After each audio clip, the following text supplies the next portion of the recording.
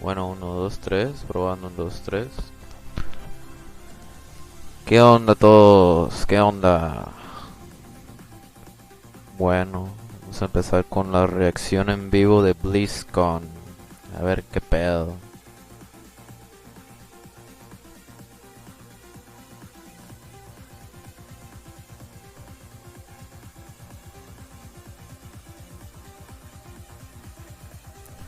Hola, ¿qué tal? ¿Cómo estás? Christian Gamer, qué show.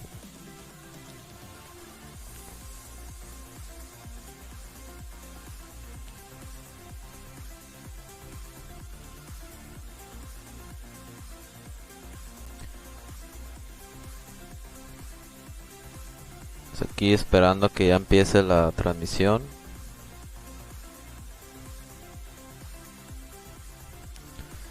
Vamos a ver qué nos depara Blizzard. Blizzard, te reto a que me sorprendas, porque la neta estás bien abajo de mis expectaciones ahorita.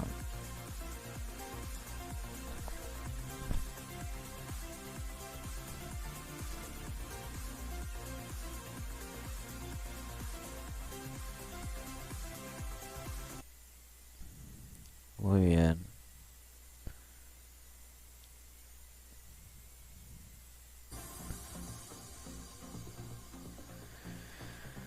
Y empezamos con el stream de Blizzard.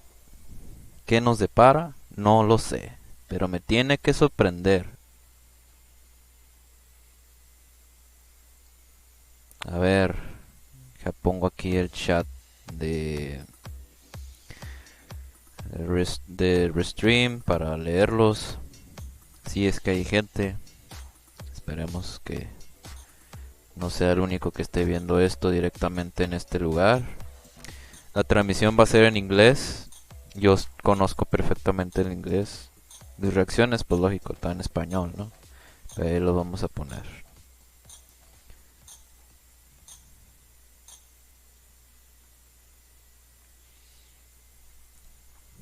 That feeling of just knowing a game is right for you when you first lay eyes on it is such a great feeling. The thing that happens is you start to feel the excitement just build up. I'm thinking about it all the time, even in my sleep. Nah. Incluso a veces por una misma comunidad, te llegas a enamorar bastantísimo. I play video games because I love stories. Experiencing worlds that you can't experience as yourself. I guess video games allow me to be what I can't. It's fiction, but it's not. No tiene subtítulos en español, no importa. Se lo vamos a dejar. I am a part of something bigger, a part of something beautiful. As an autistic person, video games give me a place where I could be in a world that made sense to me. I will tell you that all of my family play video games. Me and my brothers, we would share the computer 1 hour at a time. 저는 제 와이프랑 게임을 가장 많이 해요. I'm really enjoying playing video games with my dad. My children. My little sister. That connection between video games, allowing us to converse with each other, added a lot to our relationship. Games like the World of Warcraft let me meet people that I probably never would have. I can honestly say I met some of my best friends through playing games. We have this connection that allows us. Lo siento, pero ya esos comentarios sobre que los juegos que conectan y que una persona y cosas así, bla bla bla bla, así como no. I managed to find that one hidden pylon with my one utilist. We beat hardcore Inferno Diablo. I was able to hit gold in competitive in Overwatch. They had someone say, "Oh, I can't lose to a girl," and I beat that guy. So I was able to slay this warlock as a little gnome holy priest, freaking out and screaming the whole time. Adrenaline through my body was going crazy. Pela caminhada ter sido tão prazerosa e pela conquista ter vindo. A gente se sentiu muito algo incrível aqui. Para ser sincero, yo no estoy emocionado. Yo nada más quiero ver qué es lo que Blizzard va a dar. Many years ago, I was doing a quest in Cherokee Forest, and a lovely little mage came up and said, "Would you like a hand?" They helped me for the rest of the day. We've been married now for over a Ah, sí, bla bla bla bla bla. Boy, they failed the friendships I didn't have. Shut up, shut up. Huge. I'll Give me see the who I fucking didn't know. announcements, please. So when I was able to play a video game, I was able to start talking with people who didn't really care that I was a gay male. No me interesa. Next. My dad was diagnosed with ALS, and I looked to video games as a way to escape from that sort of reality. Everything happens for a reason, and I'm just glad video games were there for me. I'll never stop playing video games. There's no way. I imagine myself one day being an 80-year-old grandpa gamer. Playing video games has shaped me. I don't think I would be who I am today. My passion, my interest, my Hay rumores de que anunciarán Warcraft móvil, pero lo dudo. No, no. No, güey, yo me voy a cagar de risa si ponen esa madre, güey. Blizzard lo de siempre. Mucho tráiler y 6 años para un juego más. No, está bien. Que se dediquen a crear un juego por bastante tiempo, pero que lo hagan bien. Aunque tarde demasiado tiempo, que lo hagan bien. Como el tal Shigeru Miyamoto dice, un juego retrasado siempre es un buen juego. A mí no me importa cuánto tiempo tarde en desarrollar uno, pero que lo hagan perfecto. Y que lo hagan bien. No perfecto, bien. ¿Qué onda todos? Ahí en YouTube hay 2 que 3 personas viendo. to BlizzCon Live, Muy bien. a celebration of 30 years of Blizzard community. Yo también 30 years. 30 años, güey. Chingo de años, güey. 30 years is so many years. And Sí, last year puteros de felt años. like one of the longest of all. But throughout the years of Blizzard Entertainment, from 1991 to today, many of us can associate certain games with milestones in our lives. Maybe you were a little kid the first time you played the Lost Vikings. Or in high school when you first played a Diablo game. Or maybe you met your partner while you were playing World of Warcraft. Yo That's jugaba the con un thing. amigo StarCraft, el They give viejito us de PC, experiences del that 90, are relevant del to casi en el times in our 2000. lives. Uf, Experiences excelentes that we recuerdos, carry güey, la neta. Games are here for us during good times. And they're here for us even when we feel alone or maybe uncertain. Games are coming home. Familiar, comfortable. Sí, pues la camiseta, güey, pues camiseta de LGBT, güey, pues ese güey es gay, pero olvídalo, hay que respetar sus decisiones el vato, pero pues ni modo, así es el CEO de ese güey, o CEO, no sé si es presidente, ni me acuerdo quién es ese güey, pero sí es un co-founder de Blizzard ya, años This is pretty también. weird. Ver pues, sorpréndeme, When we start BlizzCon, no me saques con mamadas de móvil, por favor. Warcraft faction, the Alliance. Or No espero un juego de StarCraft, la verdad. usually, I'd be speaking to 40,000 of you in person at the Anaheim Convention Center and millions of you around the world. And usually, that would be a perfect way to celebrate. But nothing about the last year has been usual. The pandemic has been hard on everyone, and for many different reasons. But if there's one thing that the last year has taught us, it's that being apart physically doesn't stop us from moving forward. Diablo Immortal promete bastante. Yo jugué el Diablo Immortal en beta, de hecho lo jugué en un teléfono y estaba bien. No estaba así tan mal, pero así que digamos que yo me quiera dedicar realmente a jugar Diablo en teléfono, no. Nada más para probarlo y si digo, ok, está bien, pues lo juego, ¿no? Pero ya lo calé, estuvo bien, tiene su esencia de Blizzard, pero ya sabes que es de una compañía china. Y dije, no, prefiero mejor jugarlo en PC. Yo, puro PC, nada móvil. Es que en móvil ya estoy asqueado de juegos móviles, güey. Ya estoy harto. Takes a blizzard to make a blizzard game.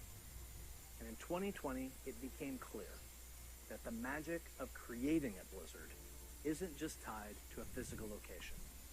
It's tied to the people who work here and I continue to be so proud of each and every one of them. Ujú. Thank you, Blizzard. We create these games and pour all of our energy and heart into them. But it Ok. is you, the Blizzard community, that brings them to life. And that's why BlizzCon Line is a celebration of you, the guild leaders, healers, DPS, tanks, innkeepers, Zerg, Terran, Protoss, Blackwatch, Shimada, the heroes of Sanctuary and of the Storm. These next few days are for you, Arr. our Blizzard community. Me encantan esas For elfitas. World of Warcraft, we'll be showing you what's next. What's for next? Shadowlands and Classic. I'm sure you're all burning in anticipation for that one. Hearthstone is getting back to its roots in a major way. We can't wait to show you how. Next. We also have news for our Diablo community. Some of you were able to dip your toes into the depths of hell in the Diablo Immortal Technical Alpha. Sí. I personally, Yo. I really enjoyed seeing players embrace the multiplayer aspect of meeting in town. We can't Sí, yo lo probé. Yo probé el alfa. Estaba bien, pero que me haya convencido, no. A mí también me encantan las elfas. Ah. Sí, a mí también, güey, desde el 2005, güey, cuando jugué World of Warcraft. Blood Elf, me hizo un Blood Elf. Female Blood Elf. O una Night Elf, cualquiera de los dos. World of Warcraft esports is back with the Arena World Championship and Mythic Dungeon International already in full swing in Shadowlands. StarCraft 2 and Warcraft 3 esports are going strong. La verdad no estoy observando cuánta gente está viendo la transmisión. Ojalá no me vayan a hacer copyright. Pero no creo. Ya me hubiera salido ahorita el anuncio. The 2021 Hearthstone Masters Tour, with the first event taking place next month. But before we get too far ahead, let's take a look one last time. Twin times were a little simpler. In the early 1990s, the internet was a baby. Yep. CD sales had finally eclipsed cassette tape. Yep. Cassette tape is a rectangle piece of plastic, and there's a tape inside. Yep, and yep, yep. Music would get recorded on, and sometimes you needed a pencil to wind it and make it tight. I know, it sounds crazy. We were all playing video games on Super Nintendo, Sega Ooh. Genesis, DOS, or Mac PCs. I personally was a master of Big Sis and Auto Exec Bat. So many simple things in simple times. No, Only no era simple. Era bastante difícil, de hecho.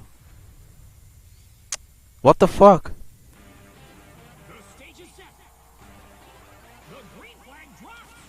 Okay. Arcade collection? What?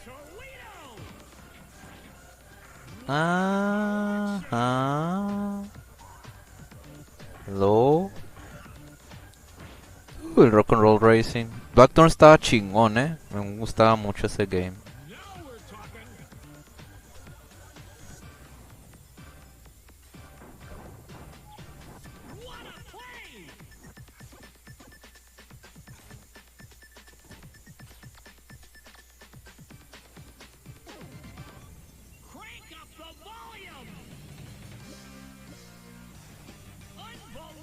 Definitive Edition.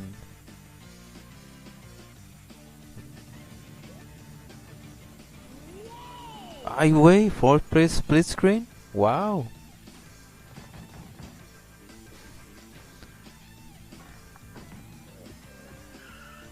Oh, la canción está fregona, Se la chingaron. Arcade Collection para... ¿Y PC? No hay para... Ah, Baronet. Oh, ok. the Blizzard Arcade Collection, featuring the Lost Vikings, Rock and Roll Racing, and Blackthorn. These está are bien. ports of the games, just as you remember them, allowing you to relive the original experience of all three titles in 13 different languages. with a couple of quality of life upgrades. Ay, güey, me salió una notificación. Include very modern, Oh, es de Blizzard. wasn't Yo available pensé in que era de Europe. copyright. Updating and loading of Ah, games. dice, acompáñanos ahora a la ceremonia inaugural de la Blizzard BlizzCon. Digital Anniversary Ah, ok, gracias. You'll automatically Pensé que me receive iban a salir un aviso ahí de que ya valió madre. on PC No es cierto. today. Now, you ready to hear about some other video games? Yeah. Let's hear what's next for World of Warcraft. A ver. $60 para esos jueguillos viejitos, no. Pagaría unos $10 dolarillos, 900 pesos. Hello, everyone. Thanks for joining us today. No matter where you are, World of Warcraft unites us all. Whether you're exploring the Shadowlands, classic Azeroth, or another part of the Blizzard universe, I'm glad you could make it, because we've got a lot of good stuff to show you. But first, let's start with some Covenant Pride. Kyrian, take flight. Night Bay. Ojalá valga eso. Sí, tiene que costar por lo menos unos $10 dolarillos. Pues estaría bien, son 3, ¿no? Es el Lost Vikings, el Buckthorn y el Rock and Roll Racing. Si son 3, pues yo diría que unos $15, ¿no? Unos 10. No sé, pues si estuviera 10 estaría bien. Están 20, ahí le pensaría, la verdad. As WoW enters its 16th year and Blizzard celebrates its 30th anniversary, we're so grateful to have the most dedicated and friendly communities in gaming. Let's recap the events in Azeroth. In WoW Classic, we fought an endless battle for South Shore and Tauren Mill. We banded together to open the gates of Ahn'Qiraj and joined forces to take down Kel'Thuzad in his floating citadel of Naxxramas. In Shadowlands, we helped our Covenant recover from the Anima drought, brought on by Sire Denathrius, master of the Venthyr. El año pasado yo jugué un fin de semana del World of Warcraft. Creo que estaba apenas antes de que lanzaran la expansión esta de Shadowlands. Lo probé por un buen rato y sí, está bien. Pero después me sentí como que le modificaron unas cosillas ahí que ya sentí que era algo muy diferente y dije, no, este RPG está medio extraño, dije. World of Warcraft lo dejé de jugar ya 3 años. Yo lo último que jugué de World of Warcraft fue la expansión de Pandaria.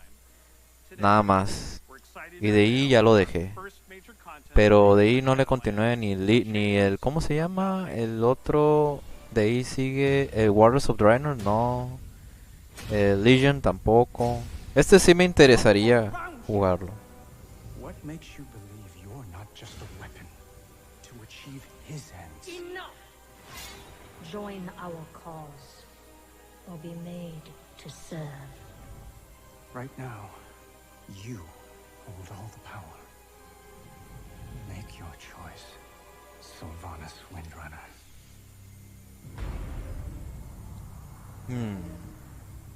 Sylvana está muy rara y no sé qué pedo.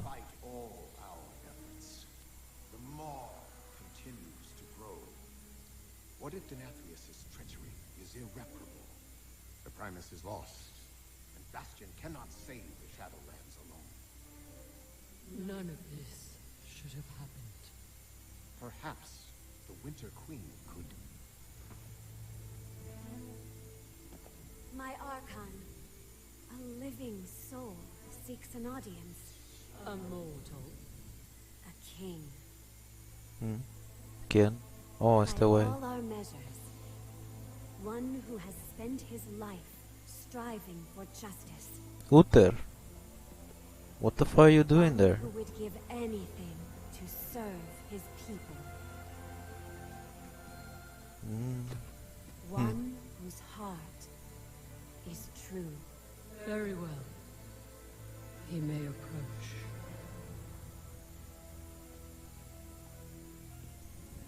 Step forward. My ascended have spoken of me. The king held captive in the mall. Yo igual te doy de a pasarme las expansiones de Tranqui porque Silvana me trae de cabeza. That I need. You will release this soul from your grasp. No. He is bound to me, just as you. What the fuck? ¿Hartas?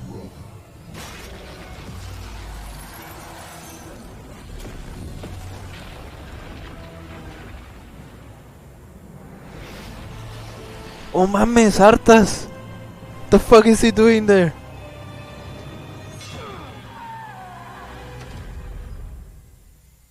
¿No se supone que ya estaba bien muerto ese cabrón?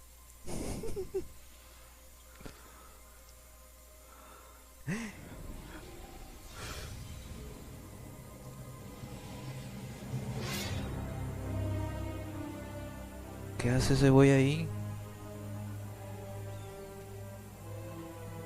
Ya sé, pinche hartas.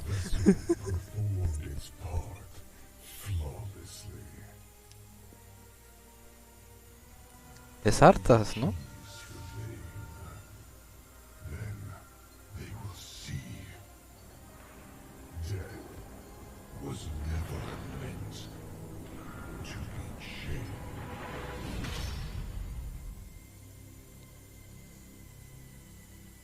Parche.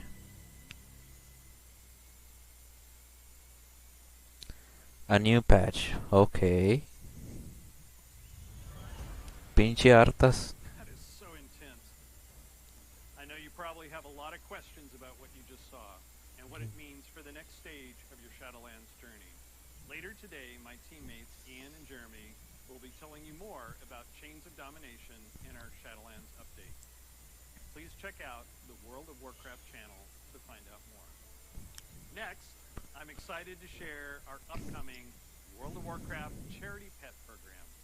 We've heard a lot from our community about how much they love these pets and the opportunity to give to a good cause, along with ideas to make the program even better.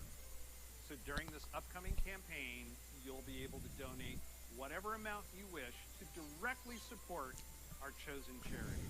Once donations reach our goal, everyone playing World of Warcraft will get a pet for their collection as a thank you, whether you were able to contribute personally or not. And to make this a fun challenge, if we reach a stretch goal, everyone gets a second pet too.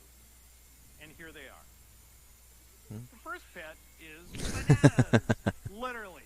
He was originally available to a select few back in Burning Crusade era, so we're excited to give everyone a chance to adopt him. And if we reach our stretch goal, you'll also get Daisy the Sloth. She's an all-new pet who'll hang around your neck when you need a hug. Your donations during this campaign will go to support the medical humanitarian organization Doctors Without Borders, also known by their French name, Médecins Sans Frontières, or MSF. They're an amazing group doing important work around the world. We're grateful to have such a generous community. ¿Cuánta gente hay ahorita en YouTube? Porque en Twitch ahorita nadie está viendo esto que yo recuerde, lo que estoy viendo aquí ahorita. Nada más veo una persona. So we've talked quite a bit about Shadowlands. Classic players, now it's your turn.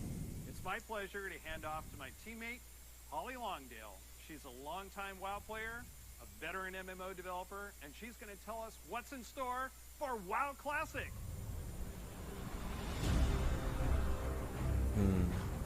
Posiblemente Burning Crusade. No creo.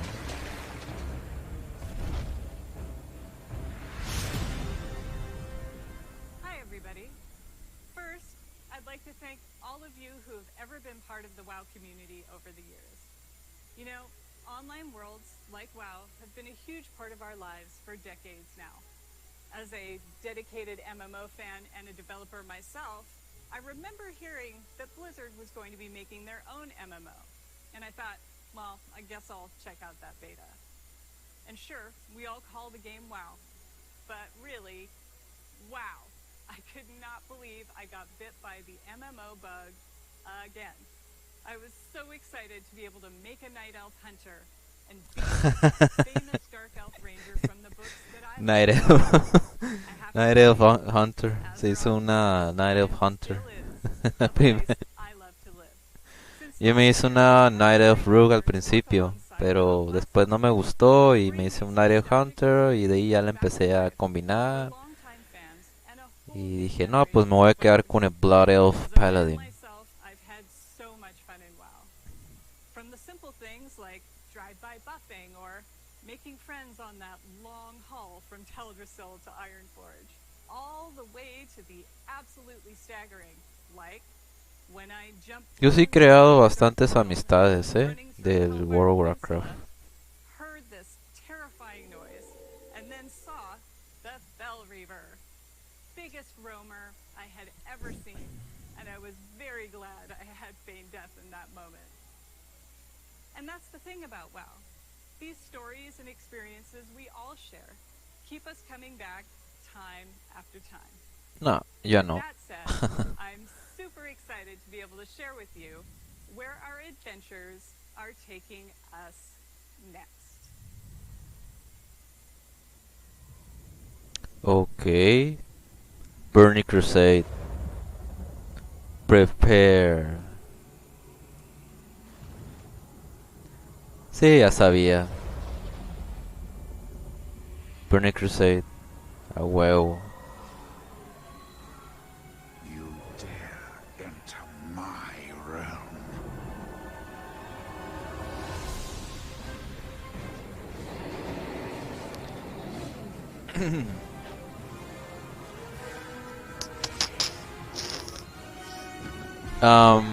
Una pregunta. ¿La expansión de Burning Crusade va a cobrar o es la pura suscripción? Buena pregunta. ¿Qué se viene? Pues es la expansión de Burning Crusade para el World of Warcraft Classic.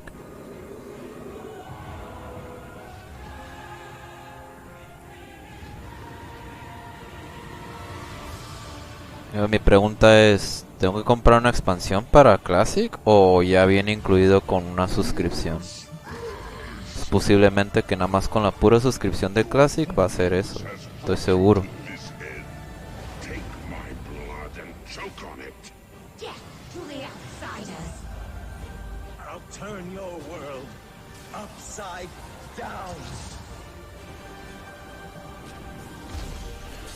Por suscripción. Pues sí, a huevo, ¿no? Suscripción. Burning Crusade Classic. Pues está bien. A ver, formación. Brings back so many memories, right? Like exploring the fungal forests of Zangarmark or being awestruck at the chaotic magic alive in Netherstorm. The Draenei in Exodar. The Blood Elves in Silvermoon.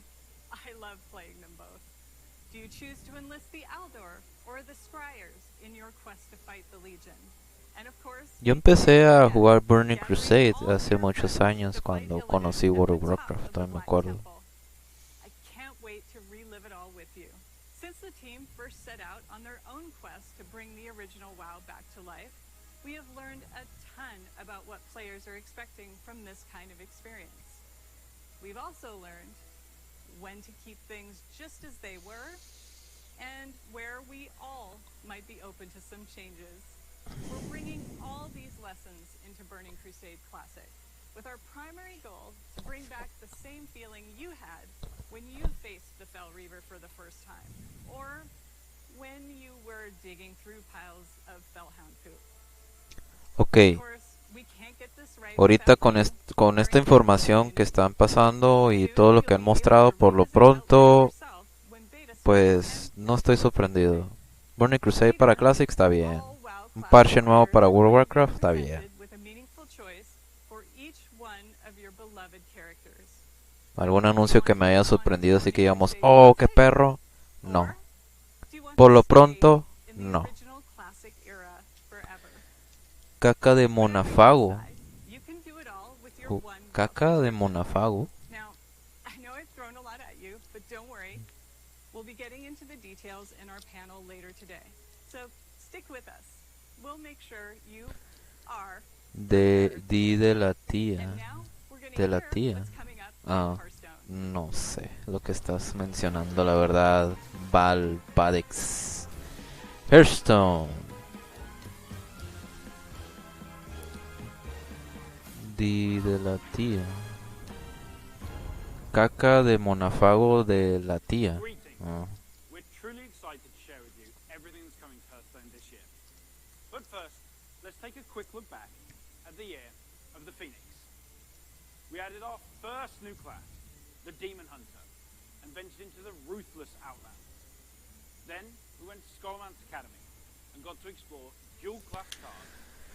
No estoy interesado en Hearthstone por la simple razón por la cual es que los juegos de carta para mí en juegos de carta virtuales están extremadamente modificables y haz de cuenta que te haces un mazo acá bien pro y una vez me hice un mazo bien curado, lo saqué de una guía y lo usé y competía mucho con ese mazo. Y el momento en que pinche Blizzard decidió estar modificando, ¿cómo se dice? Nerfeando algunas cartas cuando las nerfea. Una vez nerfeó mi deck, que lo dejó totalmente injugable. Y fue en ese momento que dije, ¿sabes qué? A la verga. Hearthstone, vales mierda. Y ya lo dejé de jugar. Always excited to log in. First up, we'll be giving the standard format its biggest shake-up ever, with the launch of the core set later this year. The core set replaces the old basic and classic sets with a collection of 235 cards made up of some of the best from throughout the years, as well as 29 awesome brand new cards. And the best thing about the core set is that it's entirely... Fíjate que acabo de recibir una iPad que necesita repararse con el touch y yo la verdad yo si realmente quiero jugar otra vez Hearthstone, yo lo jugaría en la iPad. Cuando lo repare lo voy a instalar, lo voy a probar y yo ahora sí voy a jugar ahí porque para eso me interesa.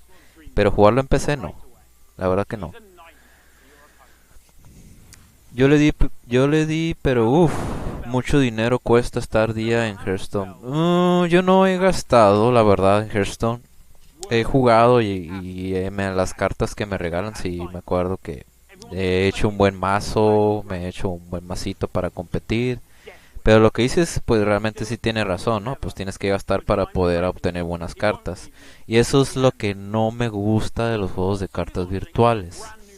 El único detalle que no me agrada es que te modifican tu mazo para poder seguir gastando. Eso es lo que más me cala a mí. Yo jugaba Yu-Gi-Oh! Yo era competidor de Yu-Gi-Oh! Hace muchos años. Y es lo mismo. Y sigue siendo lo mismo. Y dije, no. Pero en Hearthstone me gusta el ambiente. El ambiente de Warcraft, así estilo animado. Me gusta. Pero nada más para jugarlo casualmente, no para competir.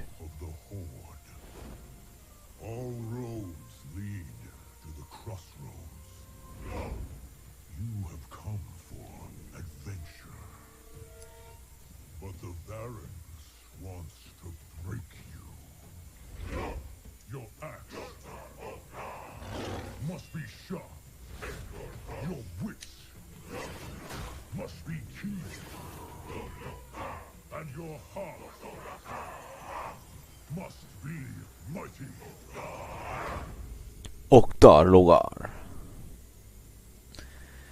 Sí, eso es, modifican para que nos dejemos la plata. Yo sé. Después comentamos sobre eso de las cartas virtuales. Las físicas era muy diferente. Virtualmente es otro rollo. Y es lo que no me agrada de jugar juegos de cartas virtuales.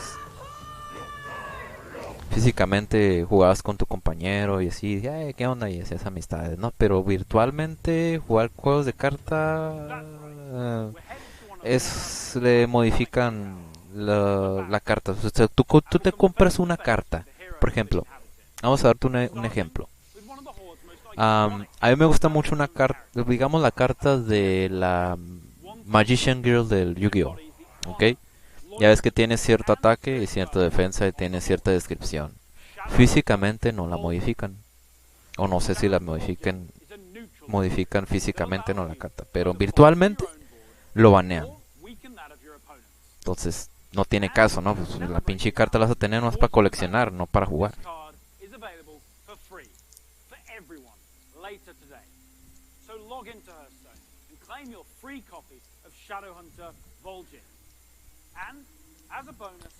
Jugaría Hearthstone cuando repare mi iPad. Nada más para jugarlo, nada más casualmente. Pero así que llegamos competitivamente ya no. Porque la verdad, cuando me hicieron ese movimiento,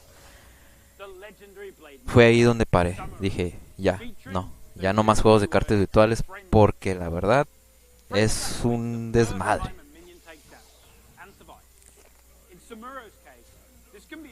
Casualmente lo jugaría o coleccioné las cartas nada más. De hecho, nada más.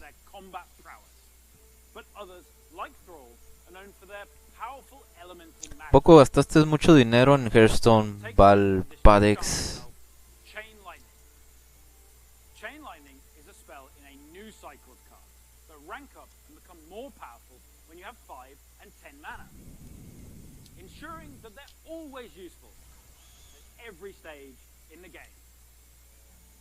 You'll also notice that they're categorized as nature spells. With Forged in the Barrens, we'll be permanently introducing spell schools across the entire game, which enables a whole host of exciting new strategies. And don't worry, members of the Alliance will be featuring some of your most beloved heroes and locales later this year. Mucho. Ándale. ¿Como cuánto gastaste en Hearthstone? Mira, te voy a ser honesto. En Hearthstone nada más gasté una vez. Gasté paquete de entrada, que te daban como 10 paquetitos de cartas, ¿no? Y creo que esa fue la única vez que gasté. Y así que digamos, quiero comprar otra cosa, no. Y yo quería comprarme un héroe, pero dije, no, mejor me voy a comprar paquetito ese, porque estaba barato, como 150 más o menos. Ah, caray. Sí, más al mes como $40. Ay, güey. ¿Qué es esto?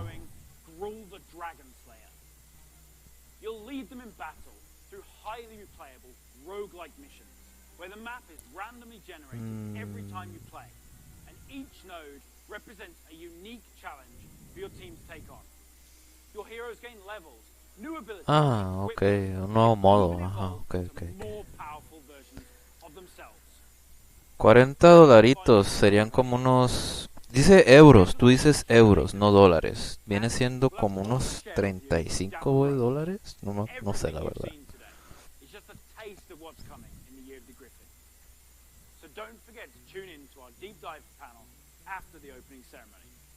La única vez que gasté en Hearthstone fue para comprar el paquete que estaban dando en especial. Y eso fue así como en el 2016, creo, por ahí. De ahí en adelante ya no, me lo jugué casualmente y si de las cosas que regalaban, pues ahí empecé a agarrarlos, ¿no? Los agarro en PC. Pero yo siempre he pensado, si quiero jugar algo como Hearthstone, no lo jugaría en PC, sino en algo móvil, digamos, un iPad. Ahorita recibí un iPad y lo voy a reparar y cuando repare el iPad, pues voy a jugar Hearthstone. Más casualmente, no competitivamente. Son euros, son $36. Son como casi 800 pesos. A ver, Diablito, écheme alguna noticia pro. Yo sé que van a poner Diablo 2 Remastered. Thank you very much for joining us. I am so excited to kick off the Diablo segment of our show. and I am honored to be here on behalf of all of our Mi consejo en Hearthstone, no meter tu tarjeta de crédito. No, yo no puse tarjeta de crédito, creo que lo pagué directamente desde la Play Store. Ok, me voy a quedar en silencio, solamente voy a escuchar lo que dice este güey. Sí, Diablo 4, ya lo conozco. Se viene lo bueno. No sé. 4 está bien.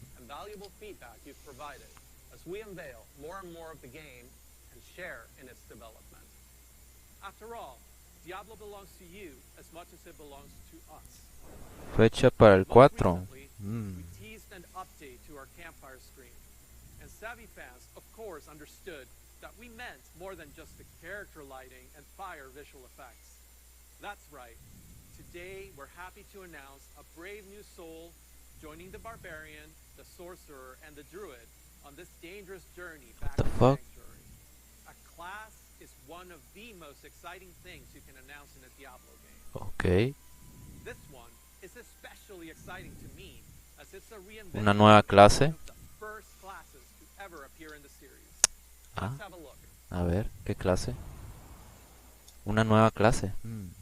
Interesante.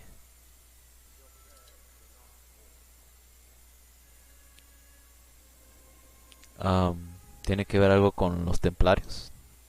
¿Con lo sagrado?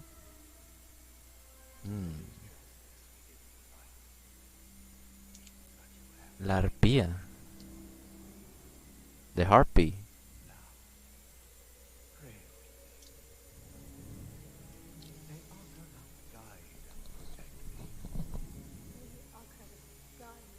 A huevo, mujer. Va a ser la monja. Digo, la sacerdotista. Sacerdote. What are you doing here? This is not the time. But this is confession. And I have sinned. I was a thief who stole from those more fortunate. A thief. I strayed from your light. Una ratera. I trade in the shadows. Oh. They call it murder.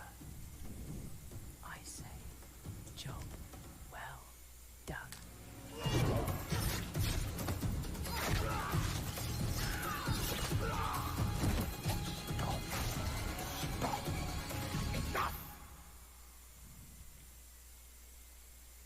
I am a thief, a heretic, a murderer, father.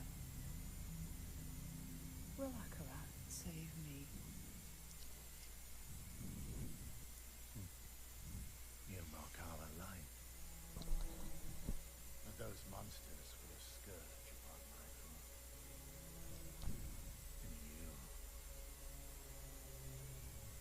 And you were the answer to their prayers. Okay. Then we are settled. And you owe me. The name you see is. Thank the heavens for you. Heavens, What the fuck? I assure you, Father, the heavens didn't send me.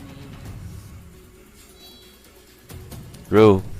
Sí, ya me imaginaba que iba a ser una Rube. Está bien. Es como la... ¿Cómo se llama la otra? La que duraba el arco. No me acuerdo cómo se llamaba.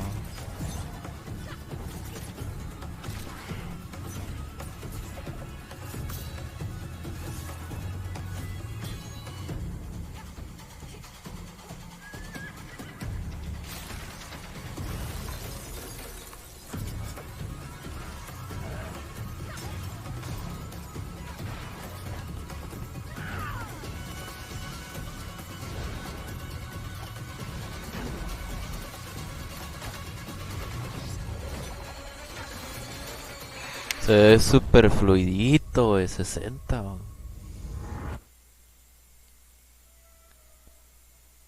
Sí, está bien. Pues es una rogue class.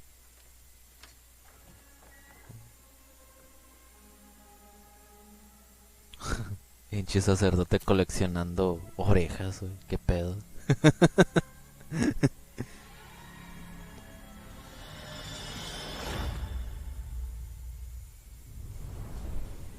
Está bien. Just the sound of that ear getting pierced by the hook is so brutal. I feel like it's going to haunt me for a long time. I've been a huge fan of the Rogue ever since the original Diablo. Even seeing them come back as NPCs and mercenaries in Diablo 2's Rogue Encampment served as a great bridge between the games. With the setting of Diablo 4, Ya estaba en Diablo 1 esta clase. Oh, sí, sí, sí. Claro que sí. not just what the successors to the original rogues in the series have been up to since the fall of their order, but also what some of the other rogues in the world of Sanctuary might look like. The mantra for Diablo 4 has been customization first, and the rogue takes us to a whole new level. From the beginning, the rogue has been an incredibly flexible class, able to adapt to any situation. Our goal is to let you create the kind of rogue that you want to play. Whether it's an unrivaled archer modeled after the original Sisterhood, or a cloak and dagger rogue from the darkest alleys of Chaldeum, in Diablo 4, you will have the freedom to create the rogue that you imagine by customizing the looks, the background, and the playstyle of your character. Please stick around for our segment later today. Ahorita por lo pronto, By other members of the Diablo 4 por team lo, to share a closer look at the rogue class, a ver. as well as some of the open world gameplay that we're bringing to the game. Spoilers, those severed ears are not just for show. But Diablo 4 is not the only Diablo game we're talking about today. If you're looking for an authentic Diablo experience on mobile, we've got you covered.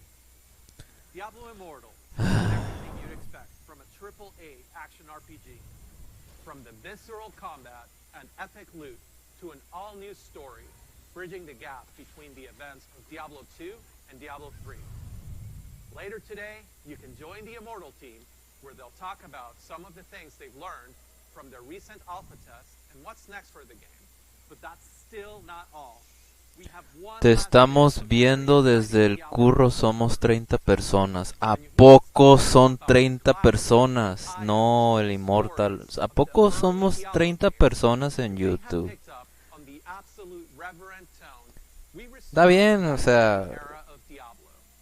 Pues, ¿cuándo lo van a lanzar?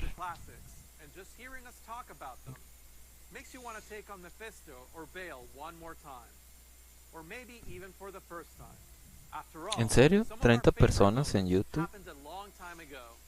Deja reviso en la app a ver cuánta gente hay.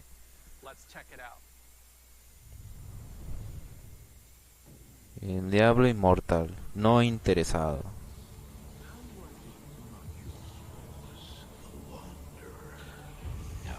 ¿Pondrán fecha de lanzamiento? Esperemos que sí.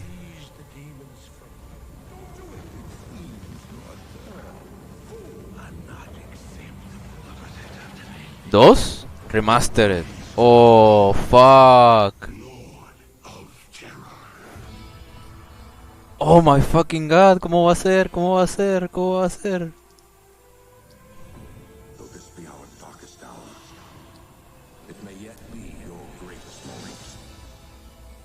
Oh, demonios. Remastered for a new generation. Sí, ¿cómo? ¡Wow! No manches, qué pro. No, está bien. Perfecto, güey.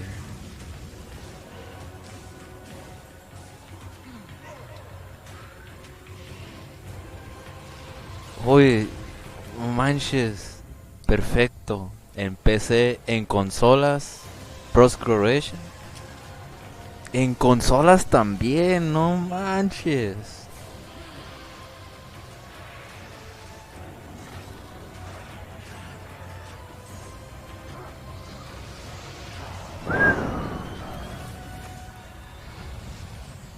Wow.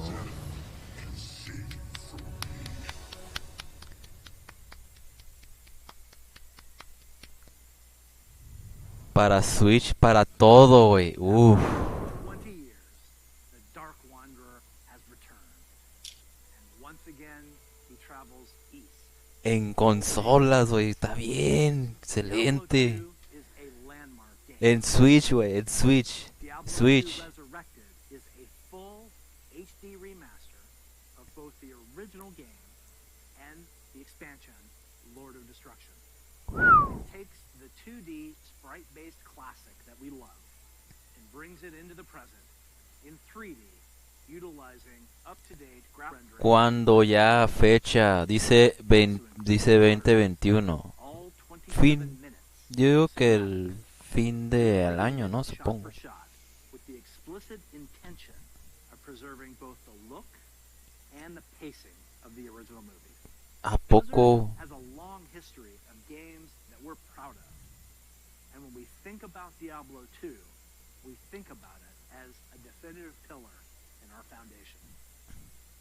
Now, it's funny to think that some of you weren't even born when D2 was released, which makes it all the more important that we deliver an authentic experience wherever you play. We want everyone to relive their memories or experience the game for the very first time on their platform of choice.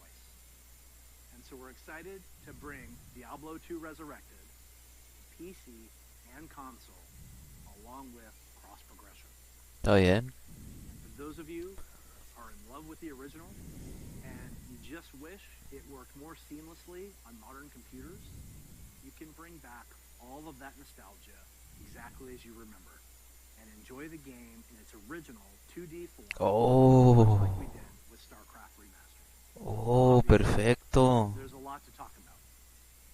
Later today, Diablo speedrunner Mr. Llama will host a roundtable with members of the development team on the dedicated Diablo channel.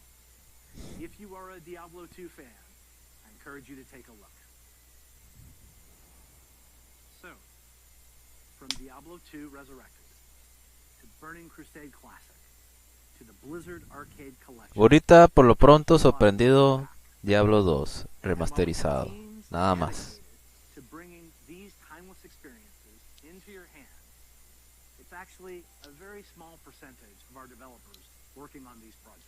Pronto estoy sorprendido con Diablo 2, nada más. On the future of Blizzard.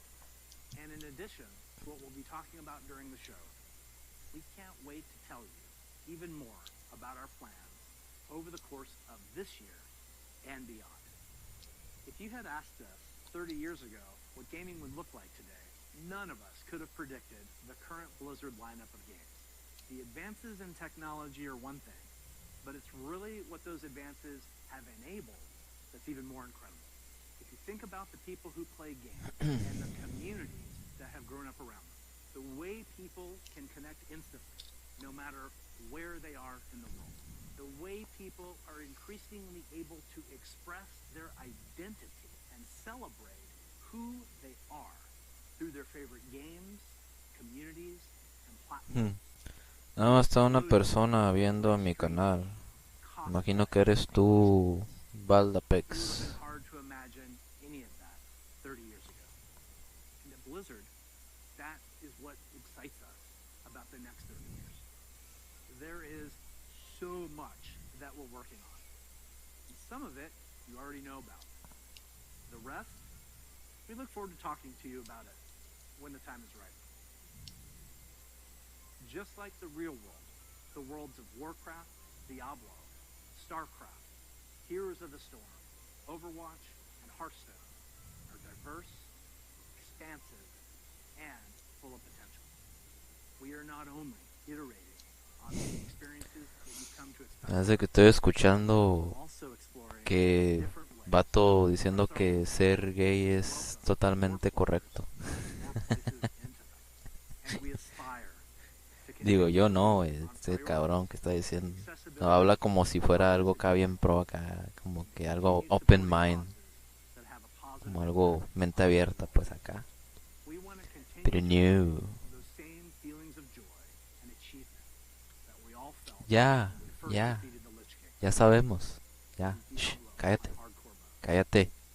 Because when we geek out on those experiences with others, we can't help but see the similarities between it and feel what's possible when we play together. Of course, there are new Blizzard worlds that we haven't visited Okay. quite yet. And when we do finally unveil those games and experiences, our hope is that you will see in them what we do. That no matter who you are or where you're from, they are spaces where you can create new stories, forge new friendships, and make memories worthy of No me digas que ya es todo. and through it all, our mission statement of being dedicated to creating The most epic entertainment experiences ever. ever, along with our core values, led by gameplay first, will continue to guide our way. So on behalf of everyone at Blizzard, thank you for being on this journey. Ya. For me personally, it is the honor of my professional life to serve you, and the honor of all of us at Blizzard to be the caretakers of the worlds that you play in. We are so excited for what's to come this year, next year, and the next 30 years. Now, what's coming next for the show? Well, it depends on where you watch. For those of you looking for an update on Overwatch, check out the behind-the-scenes look into the development of Overwatch 2 over on their dedicated channel right after the conclusion of opening ceremonies. There, you'll hear about Overwatch 2, new content, new features, including new maps, hero missions, talent trees, and more of what we think will make Overwatch 2 a unique gameplay experience. Nada de StarCraft, nada de Heroes of the Storm, nada de Overwatch. El único juego móvil que anunciaron fue el del Immortal. ¿No pusieron fecha de Immortal o sí? No recuerdo. To BlizzCon Live. Be good to one another. Welcome home. Welcome home. Sí, cómo no. Before we kick things off, here's a little something from a previous BlizzCon headliner. Ya, era todo. Hey, thanks for having us. We're Metallica. Thanks for having us at BlizzCon 2014. We would love to be there this year, but obviously can't be. ¿Qué hace Metallica ahí? Here we are, and this is for you. So...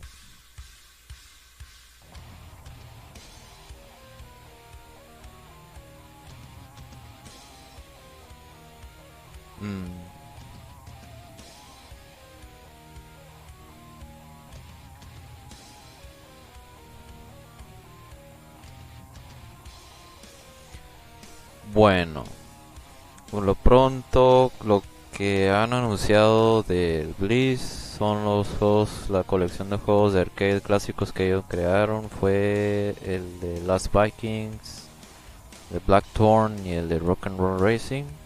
Será un paquete de colección. Esperemos que no esté tan caro.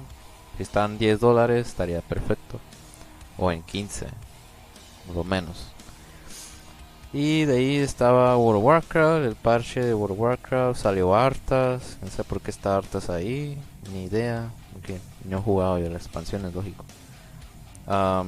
Hearthstone, pues ni me acuerdo, nomás sé que pusieron cartas y creo que va a haber más contenido de contenido de la horda. Y Diablo 4 no mostraron nada más una clase, pero no mostraron mucho gameplay más que la clase de Rook. Y no pusieron fecha, de hecho no anunciaron fecha, eso sí me decepcionó. Diablo 2 remasterizado fue el único anuncio que más me sorprendió. Estuvo muy bien lo que vi, perfecto. Diablo 2 para consola, uff, muy bien, para Switch, wow. ¿Qué más?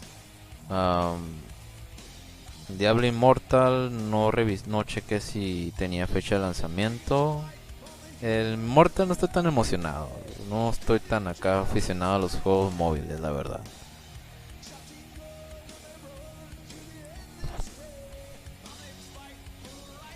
Pues parece ser que ya fue todo lo que la de la ceremonia de apertura. Nada interesante más que más que el Diablo 2, es todo. Nada más. O a lo mejor hay algo al último o después de esto. No creo.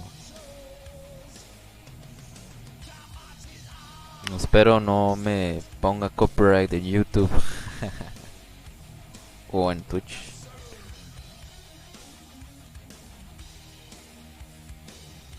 Okay. Yo creo que fue todo, ¿no? Supongo.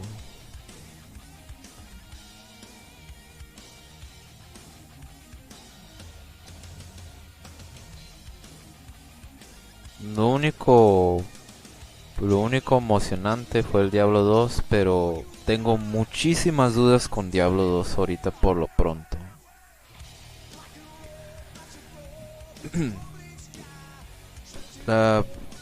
Se supone que si va a ser realmente como el original, pues va de ser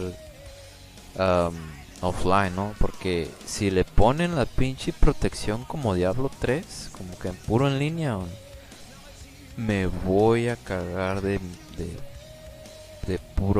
pura ira.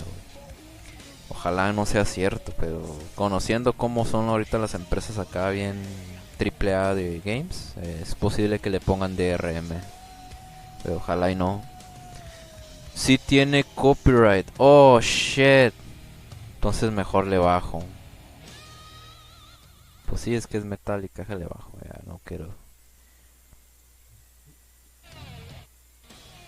Es que no alcancé a leer, decía algo abajo sobre copyright, no alcancé a leer. A ver, déjalo reviso. A ver, ¿dónde está la presentación de Metallica? Ah, era ahí abajo. Dice, upcoming music performance is subject to copyright protection by the applicable copyright holder. Oh, fuck. Sí, cierto. Es por avisarme, bro. Valió madre. Ya ni modo, si me ponen ahí un copyright, pues ya que ya, no puedo decir nada. Es que no lo vi, lo más vi en las letras chiquitas, pero no alcancé a leer. Ok, supongo que ya le puedo quitar el audio. Dice Cardboard Animations Cartoon. Interesante.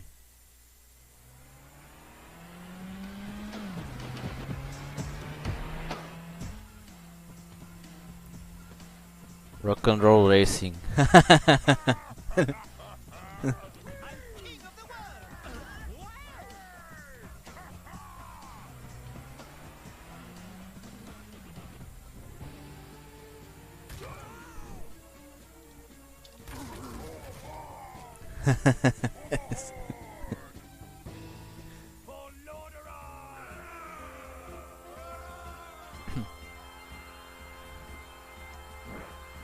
Pues prácticamente los 30 años de historia de Blizzard, ¿no? Supongo.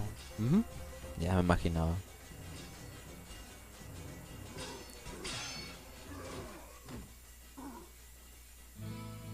Diablo.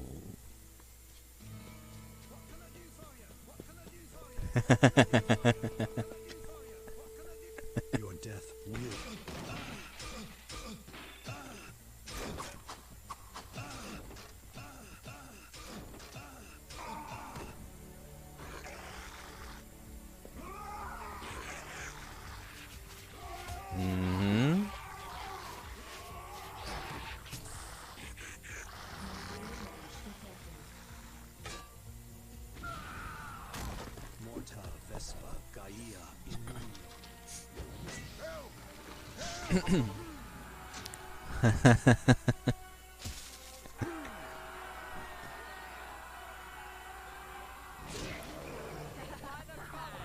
Warcraft 3. Sí, 30 años, ¿no? O sea, es 3, luego de ahí está la expansión. World of Warcraft. Ajá.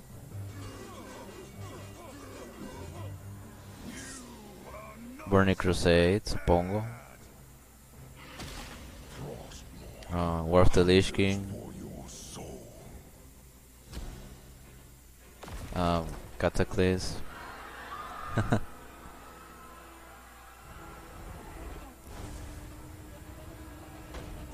Your time has come.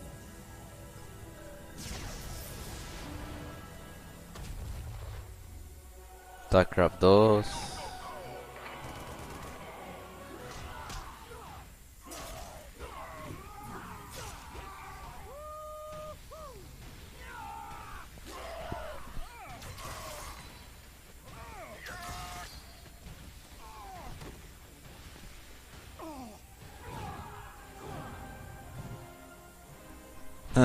El pinche Rainer. Diablo 3. Que fue una reverenda mierda. Pinche Diablo 3, güey. El famoso error 423, no me acuerdo qué número era. Ripple Souls. Airstone. Greetings to you. Seems you're ready for the real thing.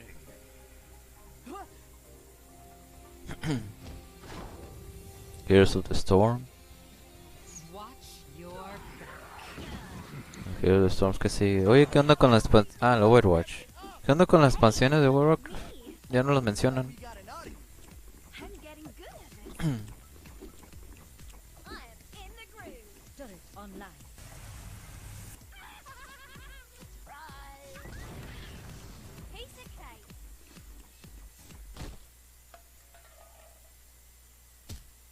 Hello. Mira, es todo.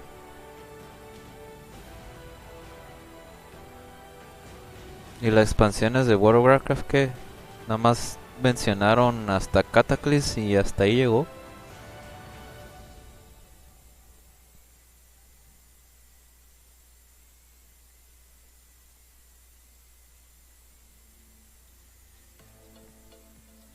Esto es lo que estaba pensando. Preferiría mejor un nuevo game de Blackthorn,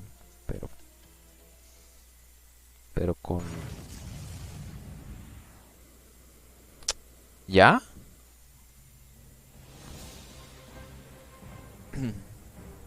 ¿A poco ya está disponible en Battle.net? A ver, déjalo checo. A ver. Welcome everyone to our deep dive panel for WoW Classic.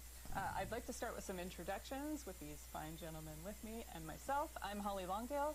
I'm the principal producer for WoW Classic. A little bit about my background. I spent 13 years working on EverQuest. I started as a game designer and eventually became the head of the studio for the EverQuest franchise. That said, I've always been a WoW player since beta. I don't fucking care. Get to the point. I'm Patrick Dawson. I'm the production director for World of Warcraft. I've been at Blizzard for 15 years now. And have been Güey, ya reactualizaron esta madre, qué chingón. player myself, and really excited to open up that dark portal again as we all step through it. And my name's Brian Birmingham, and I'm the lead software engineer on WoW Classic. I've also been at Blizzard for 15 years. I started on World of Warcraft. I spent about 3 years on Hearthstone as well, and then came back to the World of Warcraft team to work on WoW Classic. And it has been a great joy to me to work on this team. There's a lot to talk about today. Yeah. So earlier we announced, yay, Burning Crusade Classic is coming. But there's a lot more to it. Let's take a look at the features, because, wow. I mean, wow. Right? Wow. I was so excited by playing Draenei and Blood Elves. I played both, and I will say my heart's with Alliance.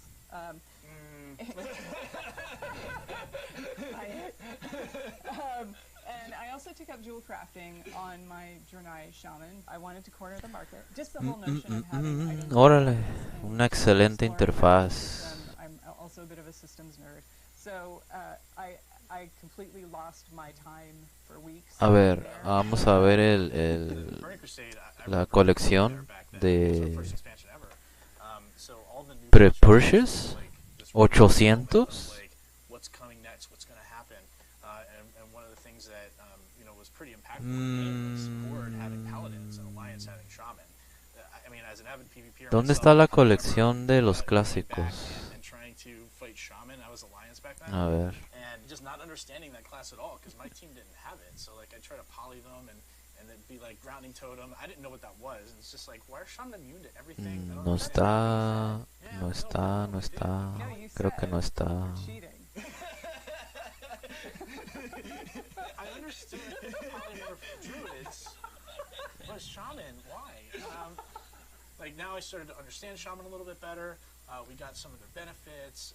You know, I actually like got to see totems being placed down on my side for once, and got to see the frustration of dealing with Bubble Hearth on the other.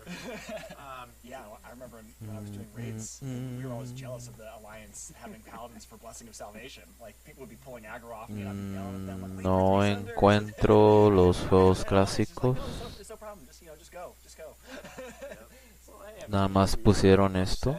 Raiding like Razorgore without Earthbind. I mean, really even the playing field for both PvE and PvP, which was kind of cool. But there were a ton of new features and just abilities with this too. You know, as we got to level 70 and got to experience new content, and new things. I remember one of my first experiences with understanding what it meant, but for designed by Blizzard, right? Oh yeah. Because I was an engineer, right? I wasn't a designer. I was working on like the live ops team at the time. Pero mi pregunta será si necesita conexión 100%. I sent this long email to Tom Chilton saying like, hey, you know, here's what Mage needs. Dawson Manifesto. It's a well thought out forum post. El fin de año del 2021 dice aquí. Things like bring back invisibility, let's get a threat buff in the class, and I didn't even necessarily tie those two together because like, that's a pretty good idea. Let's give mages invisibility. And just knowing that skill was coming along with some other new stuff for mages like the Molten Armor, the Ice Lances, was just really cool to see all this new stuff in Burning Crusade. On the other side of that, I was really excited about Spell Reflect because I was really frustrated getting polymorphed and being able to like reflect that back on the mage. As a mage, I was not excited for you. I bet you weren't. And there were even some PvE encounters that had abilities that you could reflect back. So I remember that was really fun to kind of find ways to time that and use it as a defensive ability as well. I was a hunter. Mm-hmm. I'm a hunter now, actually. Yeah, I switched. But I remember just chasing Beastmaster and just DPS. Yeah. That was it. That was the chase, yeah. Talking about that too makes me think of like the arenas and the arena system. That was a whole new world. $40 para el Diablo 2. Like, the way the matchmaking happened, usually I was pretty competitive in PvP, so I would either get in there and stop the enemy team who was just there to be casual, or you know, even though like we were a good team, we weren't like the best of the best. So when we ended up going against one of those teams, it was just like, well, geez, we're just getting stopped. No están los juegos clásicos, la colección de los games clásicos, no está. A ver, deja reinicio el Baronet. You get the opportunity to play against people who weren't maybe so or if you were like cutting edge, go for it. Like try to be the best of the best. And what was great about that is it really just it spawned an esport. Like that wasn't we didn't design it for that. We just wanted people to have fun. But when we noticed like, hey, everybody's playing this, everybody's like competing in this, people are watching it, we had to embrace that. We started featuring it at BlizzCon, and doing it every year since. Yeah, it's really awesome. I think one of my favorite things to recollect was the exciting zones. Okay, checo algo. Was actually in the first zone, Hellfire Peninsula, and it was adventuring around in Hellfire Peninsula, going around and doing all those quests, and always living in fear of the Fell Reaver. Because you'd be out there collecting parts from like a broken Zeppelin, and you'd be fighting off your Hellbores, and then all of a sudden you'd see the screen start to shake, and like these thump, thump, thump, and then and you're like, oh my god, I gotta run, he's right on top of me. Sounds still haunts my dreams. Oh, I know, yeah, it's terrifying. Even in life, it's just feign death. Yeah. Feign death. Yeah, just get out of here. And then the payoff when you later go to Netherstorm, and they give you the quest, they're like, could you get me a part from inside the Fell Reaver? You're gonna have to kill him. And you're like, that guy? Like that guy that used to terrorize me? And they're like, yeah, I think you can take him now. And that was such an exciting payoff to be able to like bring that full circle and go back and see him again. For me, I snuck into beta. I got really lucky because I could see the construction sign for some of the zones, and of course I ignored it and went and explored. So I remember running through Blade's Edge and just seeing dragon carcasses of skeletons impaled in the environment, and then moving on to Netherstorm. I just was blown away, even from Zangermarsh all the way through. everything felt like its own world, and just be able to go through that, and just the delight of it, and the epicness of it, and then you come up to Area 52. That's what I love about WoW, is you can have epic storylines and still find lightness in it. So I just loved it. I love it. I'm an explorer. So, you know, for me, I remember Burning Crusade really opened up a new gameplay type for me. I became a collector in Burning Crusade, right? And it kind of started with the Bueno. Outlawing Scryer rep, because I got my outer rep all the way up, and then I was thinking about switching to Scryer, and people were like, "You're insane! Don't do that." And I was like, "I bet I can," just to prove people wrong. And I did, and it was cool. It was really fun. But then I started doing other things. Like there were all these new like mounts and pets, and I went back and even got some of the older reps like Thorium Brotherhood and Winterspring. But then like things like Netherwing Ledge came out. ¿Qué horas son? Las 3, ¿ah? Of course, we also had Las 3:35 empieza la de Diablo. A las 4 el Behind the Scenes on Overwatch. A las 4:40 Diablo Deep Dive. Death from Above, which is likely just Pat. Probably. Yes. You were flying around harassing people, Pat. Bueno, compas, pues lo voy a dejar aquí la presentación. That's just a quick look at some of our Ya por lo memories pronto voy a for ocuparme de Burning hacer unos Crusade, and that mandados. was 13 years ago. So that code Es que estoy tratando de poner el full screen, pero no agarra. for 13 years. And we're not just Ahí doing está. a save as Burning Crusade classic. Oh no, it's a lot harder than that. So let's get into some of those details. So one of the challenges has been that we don't actually want to ship on the old code, and the reason for that is because it's got a lot of bugs and difficulties with the architecture that we don't want to have to deal with. But we do want that old data. We talked about this when we did the original launch of Classic, was how the data is really the thing that describes how the game is supposed to be played and what things are supposed to happen in it. And so we want to bring that old data and we want to run it on the modern code, the same as we did for Classic. And there's like 750,000 rows of data that we have to go through and convert from their old formats to their new formats. And fortunately, we have really talented engineers, and we run automated scripts that go through this. But even after we run these scripts, we have to compare them with with how it used to behave and make sure that we've actually done the conversion correctly. And then there's even some things that are making it more difficult this time, like the fact that we've made a couple of minor changes or bug fixes in the classic data, and we want to make sure that we keep those as we're going into Burning Crusade. So we have to merge those changes with the changes that happened with the Burning Crusade originally, and make sure that we have a coherent set of changes that make sense to bring us from Classic into the Burning Crusade. There's an enormous amount of time spent looking at, okay, this is how it came out now. Mm-hmm. We have a reference client that is the original. That's right. We do use the old code for that. So like we still have it. We just don't want to ship on that anymore. But we have like the old code with the old data, knows exactly how it's supposed to behave. So those things work together, and we can bring that up internally and take a look at it and say like, okay, this is how it was back then. This is exactly what it used to look like. And we do sometimes find things that are bugs we still want to fix, but a lot of times it will tell us like, oh, this thing is not a bug. This is actually the intended behavior, or this is something we don't really remember right. There's a tendency to want to chase your own memory, like I remember it being like this, and it's like, no, it's not always exactly the way you remember it. Everybody has that kind of human failing, even us, and so a lot of times we'll have an argument about I remember it this way. Well, I remember it this way. Let's go and check. We can look. Well, another reason to ship on the new code is really just the years of stability improvements, and the fact that the world didn't look the same back in 2007 as it does today. Like, that's true. There wasn't cloud architecture at that point. I remember I had the privilege of being on that live ops team where I got to see what all the servers looked like and how it was all architected. And to pull back the curtain on this a bit, the way it was is everything was its own like server, right? Like they didn't really talk to each other very well. So each realm had 11 blades on it, and these blades were just bare metal blades. And like one blade was for Azeroth, one blade was for Kalimdor, one was for Outland, and then we had some for instances. And back then, what would happen without cloud is you would try to request resources, and maybe a lot of people were running dungeons. And so it would give you back things like transfer aborted, instance not found. Oh boy, like we don't want to go back to those days. So now we can take advantage of things like the cloud and not have those resource issues. So shipping on this new code is a big improvement in stability. Yeah, and so we're weaving all these threads together. We did finally get a build for Burning Crusade Classic. Super excited. The team gets together, we're preparing for a playtest, and we go to create our characters, and we see this blood elf who, he remembers this one well. So everything didn't work the first time. I know. Yeah, I did mention like we had to go through and check for problems in those conversion scripts. And so yeah, sure enough, what's going on here is that this guy thinks he's dressed, but he isn't, and you can see why he thinks he's dressed if you Does look that down. happen to you a lot? Only in my high school days. You can see if you look at his calves, you can see that he's got they're flared out because he thinks he's wearing boots. And the way this system works is we first set the geometry up for all the items that you're supposed to be wearing, and then we layer on various images that we call textures, and we use those to build up a single composite texture that's then wrapped around the geometry. But of course, in this case, when we were layering them on, none of the textures were assigned, so it just started with his naked body, and then was going to go layer on textures and didn't find any. So it thinks he's dressed, and so it's removed the underwear because it thinks it's put clothes on top. But there aren't anything there. They're all just completely transparent. So it's almost like the Emperor's new clothes. He's wearing invisible clothes, only in this case that's really what's happening.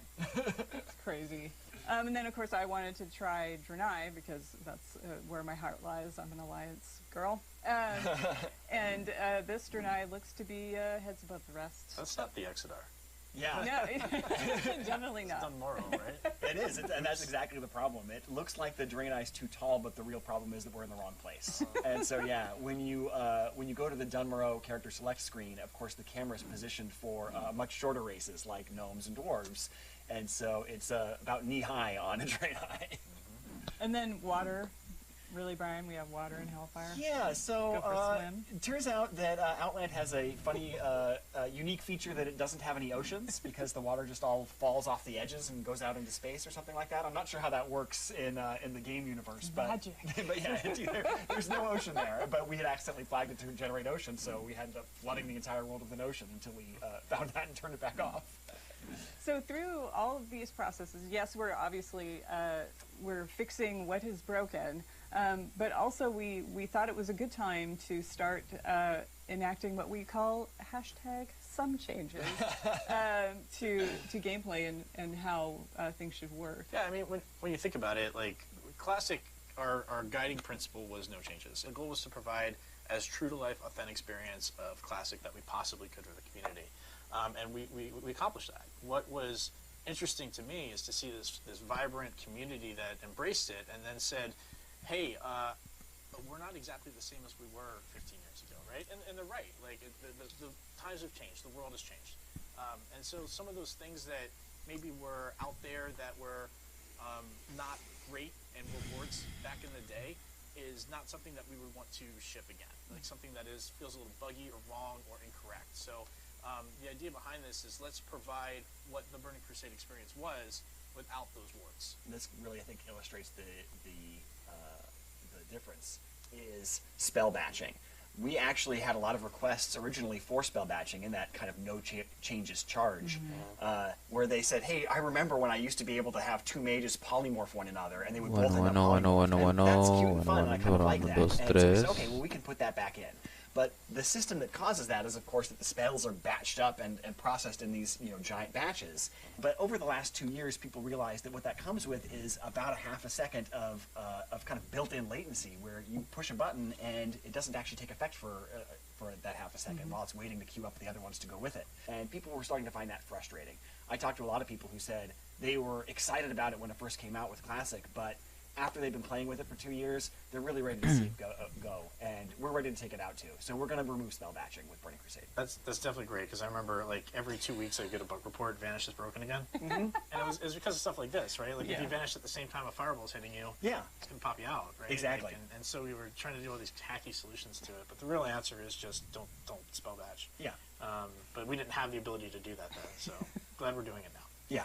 You know, another one that I can think of is just how the raiding community has matured, right? Like things were very different back in 2004, 2005 timelines compared to today. So, you know, the raiding community knows exactly what's going on, and they want a challenge. They want more of a challenge. So, you know, rather than always giving them like the last version of the boss, the final form of the boss, which maybe has been hit with a few nerfs, let's not do that anymore. Let's give them a more challenging version of the boss. Like, I'll give you an example of like Muru. Right, where the initial version of that boss had a lot of spell pushback, And so, like, that made it really tough to bring casting classes to that fight. We did fix that pretty quickly and change the fight to allow for that. Now, that's a change we probably would incorporate in this, right? Like, we don't want people to feel excluded or not part of being able to do a fight like that. But then, probably a month or so after that, we nerfed Mover's Health. That doesn't need to happen. Let's just keep it in the hard form. We can evaluate any changes we need to make after that, but yeah, it won't just be like, hey, final form, we're not even going to look at it. Let's call it a day. So. Yeah. So how did your mage handle the pushback? I just it feels personal. Yeah. No, I was the raid leader, so I got to choose who went. The one mage allowed to go. That was honestly, that's one of my favorite fights ever in World of Warcraft. That was a really, really fun fight. That's awesome. Another change that we're talking about making is along the lines of that PvP balance and faction balance is, you know, obviously with Burning Crusade, Paladins are introduced to the Horde and Shamans are introduced to the Alliance, and that was intended to be a balancing of the factions and let's, you know, make them even. And then they wanted to kind of keep a little bit of flavor of that faction identity, so they kept Seal of Blood on the Horde and Seal of Vengeance on the Alliance. It was intended to be equivalent power abilities that were just slightly different in flavor, but in retrospect, Seal of Blood was just so much better. And so one of the changes that we are going to make is we are going to give the opposite faction's seal to the other faction, but we're going to do that at max level. So we keep just a little bit of that faction identity, where Horde will get Seal of Blood at level 64 on schedule, and then get Seal of Vengeance at level 70, and similarly Alliance will get Seal of Vengeance at level 64, and then their equivalent, Seal of the Martyr, at level 70. Another thing we want to talk about is arena teams. When it first came out in Burning Crusade, the arena team system only let you have the same number of players on your team that was the size of the bracket it was for. So, for example, a 3v3 team could only have 3 players on the team. So if someone was like sick or unavailable one night, you couldn't play. And that felt really frustrating. So we're definitely going to go with like the last version of that, where you could have twice the size of the bracket on your team roster, so that you had alternates you could swap in and out. And then that way, as long as anybody had participated in, I think, 30% of the matches, then they got the full credit for the week of participation.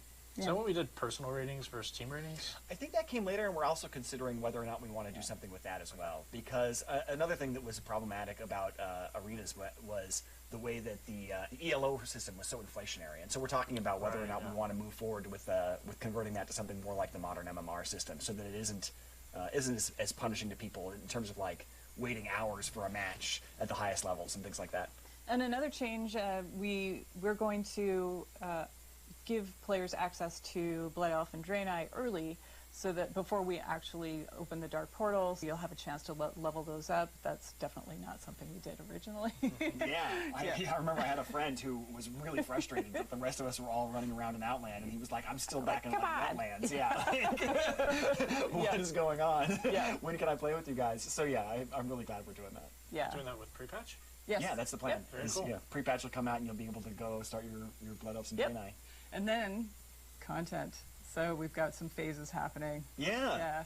So the content phases that we got coming are exciting. We're going to start with Karazhan and Gruul's Lair and Magtheridon's Lair. And we want to start with just that released because we found with Classic that people really enjoy that kind of gear progression. And that's where all the tier 4 gear is with those raids. And we want people to have an opportunity to level up, catch up to their friends, and all kind of go through these things together. So as we unlock each chapter, we want to make sure everybody's had enough time to be part of that chapter. And the next chapter after that will be Phase 2, which will be Serpentine Cavern and Tempest Keep. Then next we move on to Phase 3, which is Hyjal and the Black Temple. And the reason that's a change is, of course, originally Hyjal was available from the launch of Burning Crusade, but nobody could really get in there because of the way the attunements work. So we'll unlock that as a later chapter alongside Black Temple. And then that'll go with Arena Season 2 at that point. And then Arena Season 3 will come out alongside Zulaman with a little bit of catch-up here for anybody who's taken that long to catch up. It's another smaller instance, a 10-man. And then finally, Phase 5 will be Sunwell and Arena Season 4. It's been a very busy year. It is. It's an expansion with a lot in it. And so we spent a lot of time talking about Burning Crusade Classic and Burning Crusade, which is exciting. We're very excited about it, but there's a lot to talk about. There's a lot coming, and we want to walk through how this is going to materialize. Well, yeah, really the question is, we have a diverse player base where people have a lot of different wants and needs, And how do we get there? How do we get to the Burning Crusade? Well, the first group of people that we wanted to make sure that we were serving well is those people who do want to go to the Burning Crusade. We feel that most of the community is interested in this. They're going to want to do this. We want to make it simple and easy for them. So how are we going to do that? As we said earlier, you're going to be able to make a choice. So we'll talk about and explore these choices in some detail, and I'll give you some examples. So to start with the current servers you're on now, Classic Live servers, are going to become what we're calling progression servers. And what that means is the servers that are live now will always unlock any expansion we release. So when we get to our patch day, you're going to be presented with a choice. Do you want to continue on into the Burning Crusade, or do you want to move to Classic? So in that space, you're going to do that for every single character. So for my example, I'm on Worm Rest Accord. So I've got a level 60. I am definitely taking that on through to Burning Crusade. But I've got a couple of mid-levels that I know I want to move with my friends. Those are characters I level with my friends in Classic, and I want to continue that journey with them. We want to make it as easy and seamless as possible to just get right into Burning Crusade. But there are options. That's awesome. I'm excited to hear that. I know there's a lot of my friends, for example, who maybe didn't really play Classic when it first came out, right? And so now they're behind. And they're interested in playing the Burning Crusade. This was, for a lot of people, their favorite expansion that we've done. Por ejemplo, yo... We want to make sure that those people are served too. And one of the ways we could do that is provide a boost to people who are interested in coming back, that maybe aren't interested in doing the... Sí, prefiero el Burning Crusade. Yeah, so the team, we spent quite a bit of time discussing it because we want to make sure we respect the time of the people that have been playing Classic for 2 years. But also, we want people to be able to enjoy Burning Crusade if they loved it the first time and maybe missed Classic. So we are going to offer a level 58 boost for purchase, but it does come with some restrictions. So it's going to be 1 per account.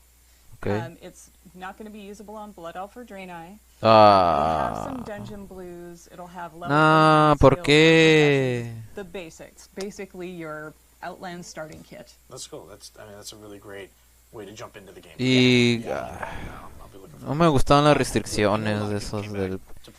No se va a poder jugar con los Draenei ni con los Blood Elves con el boost del para ir directamente al Burning Crusade. Qué flojera. Yeah, that was really important for us too. Yeah. So we had all sat down and discussed like how. O sea que vas a empezar desde cero con un Blood Elf. Qué hueva. To the Dark Portal opening. When I said before, like, I'll go back to my example for Worm Rest, we will be launching Classic Era Realms at the same time as we do our patch, and you will have that choice. So when you make the choice to go to Burning Crusade Classic, or you make the choice, like on my example, my level 40 Druid, I want to move that character to Classic Era. And what Classic Era means is that those particular servers are going to stay in that era forever. So that is going to remain Classic till the end of time. It's never going to unlock expansions.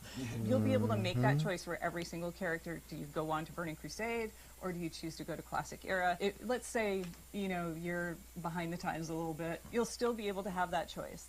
We haven't locked it to a time window. You're not going to miss the boat to Era. The choice sounds awesome. And choice in WoW is something that's meaningful. It's always been meaningful. Yeah. And I think it's something that's important when we look at the community, that you're going to choose to go to the Burning Crusade or you're going to choose to go to Classic.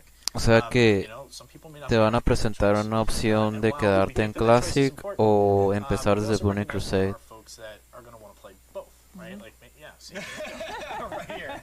You have some stuff left to do in Classic that you wanted, and you want to keep that character in Classic, but you also are interested that same character wants to raid with your friends. That's exactly. TPC. So what does that look like? How do we make that happen? So we're going to actually offer a paid service to let you make a copy of your character. And I know, like, copies are big deal. So like you said, like, this is something we don't want to make just an automatic choice for everybody. But I know that for me, it really is going to be like that pull to go to both places. So I want to be able to say, like, you know what, I'm willing to pay some money for this. I want a copy of my character that lives in Classic Era forever, while I also go to Burning Crusade with that with that character. And that way I can stay with my friends who are really excited to go to Karazhan. I'm really excited to go to Karazhan. I want to see my hunter go through Karazhan. But if I'm missing like a couple pieces of my tier 3 set from Naxxramas, I still have an opportunity to go find a new guild there and go through Naxxramas again until I finish that set.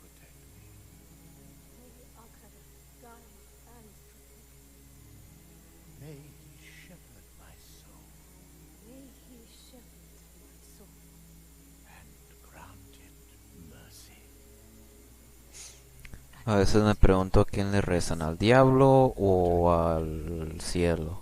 But this is confession.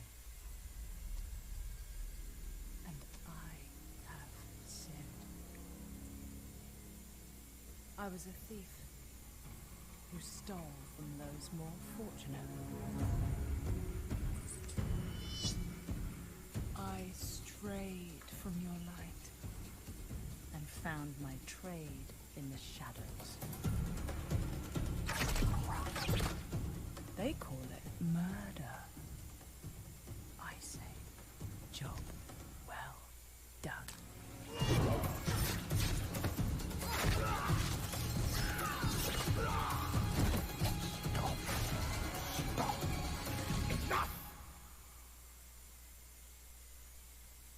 I am a thief, a heretic, a murderer, Father. Will Akara save me? You mock our light. But those monsters were a scourge upon my throne. And you... well, you were the answer to their prayers. Then we are settled, and you owe me.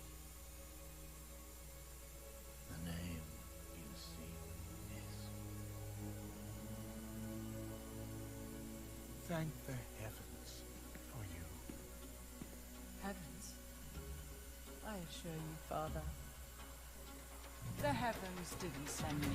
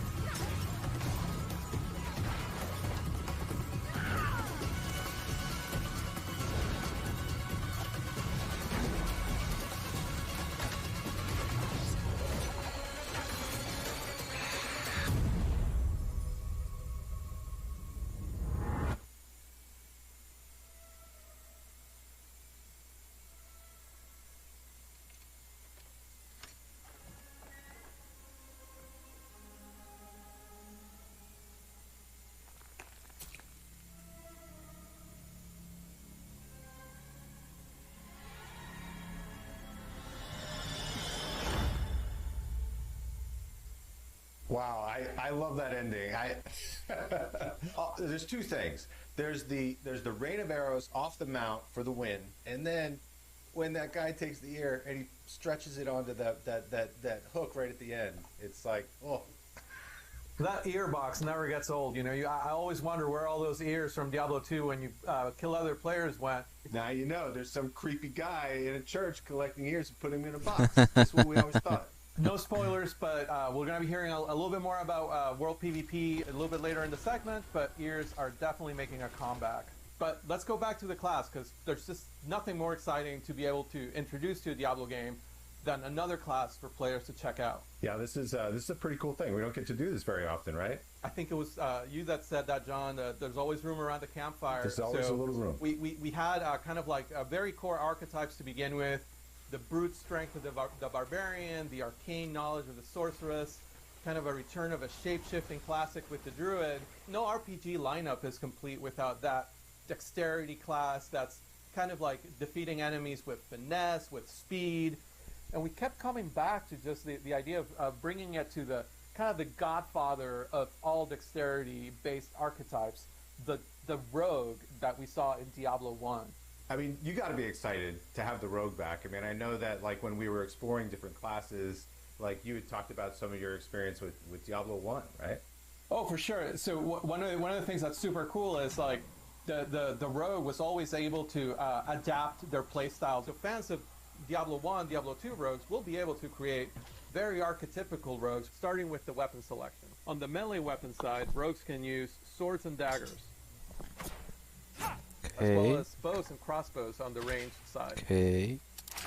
You know, just those sort of dagger attacks mixed with bow attacks, it's like, it just looks great on screen. With all the classes having this real strong identity as far as the animations and what they do. You think about the druid and shape-shifting, or the barbarian with sort of, you know, his leap attacks. There's just all these great things that you discover with the rogue that you can't really do with other classes. I love that you can start cosmetically from such a iconic place where you're wearing the red armor, you kind of look like part of the sisterhood of the Sightless Eye from the original games. You know, you can maybe even add some tattoos into the mix, some scars, make that rogue your own. Or if your fantasy of the rogue is a more traditional RPG outlaw, you're definitely able to create that and put on your kind of hood and half mask and be more of a shadowy character. Yeah, and the character customization, you kind of mentioned it, being able to craft that, you know, the class of your dreams or your nightmares. It was a feature that I was honestly super nervous about when we started, because we've never had this in a Diablo game. But seeing where it is now, it's one of those things that, like, I'm super excited about with where we're at. There's just a lot of creativity and fun looks, and you can be that you know, tattooed criminal outlaw, or you can be a more noble looking kind of, you know, sort of like thief with good morals. Well, one of the things that we kind of kept running with beyond just the cosmetics was customization.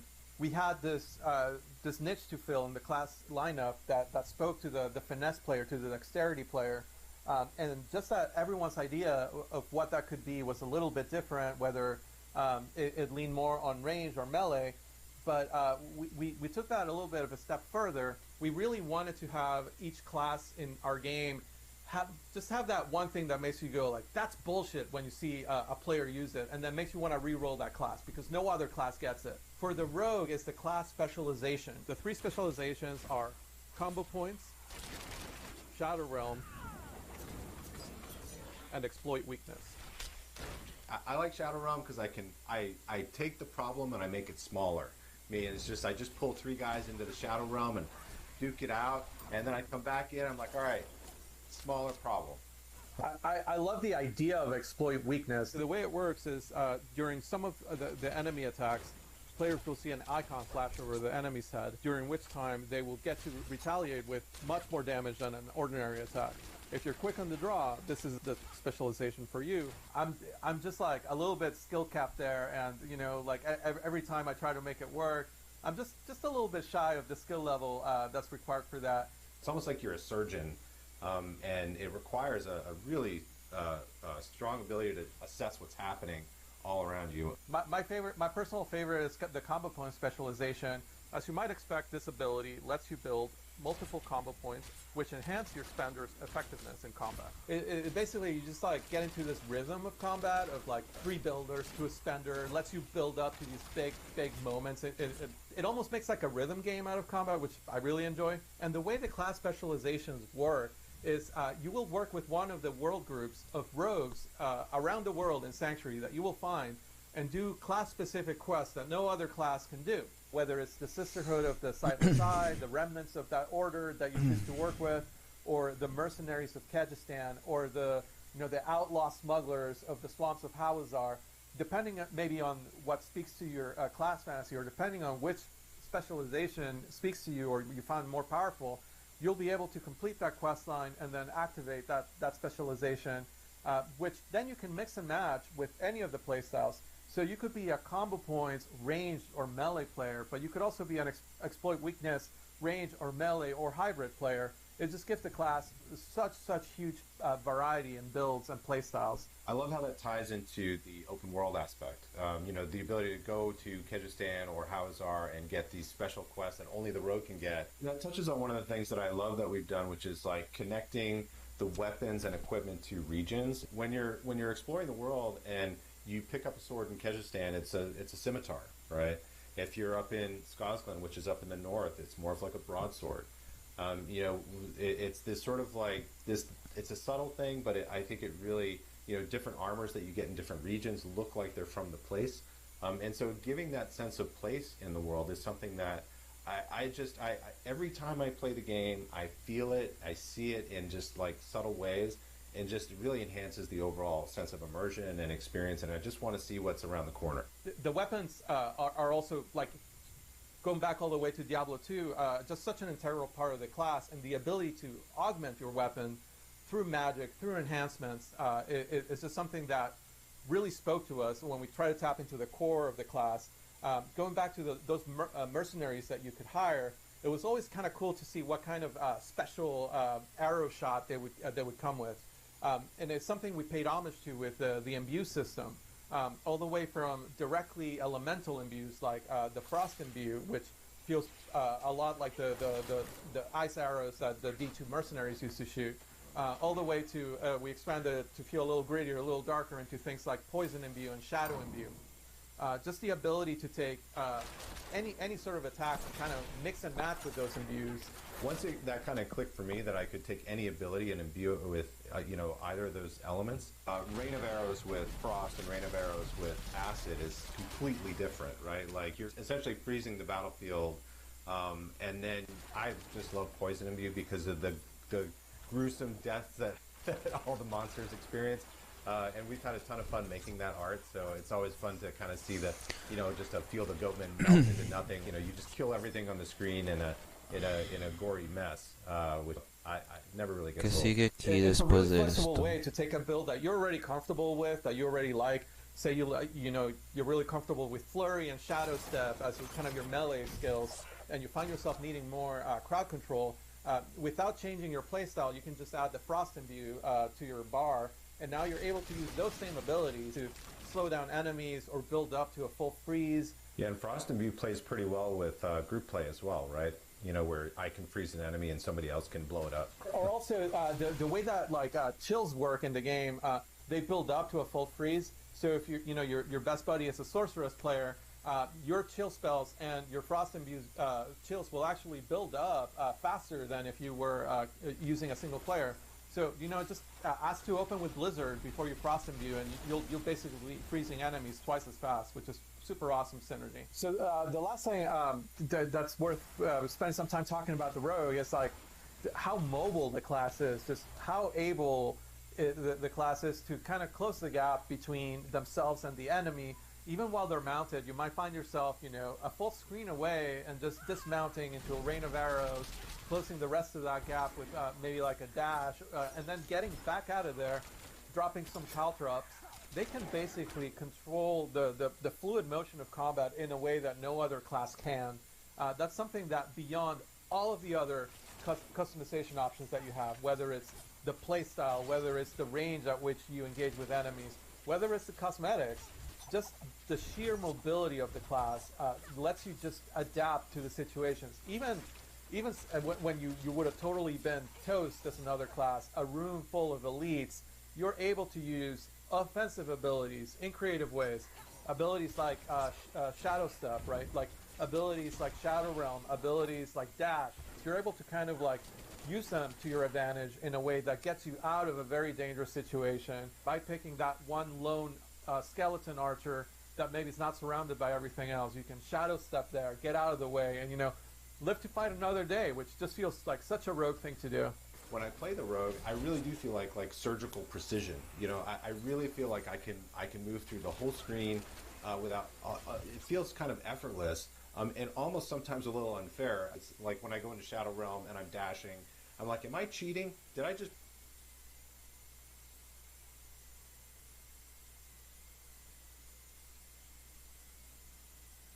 play for 15 or 30 minutes and I don't see a legendary item, I still managed to advance my character in other ways.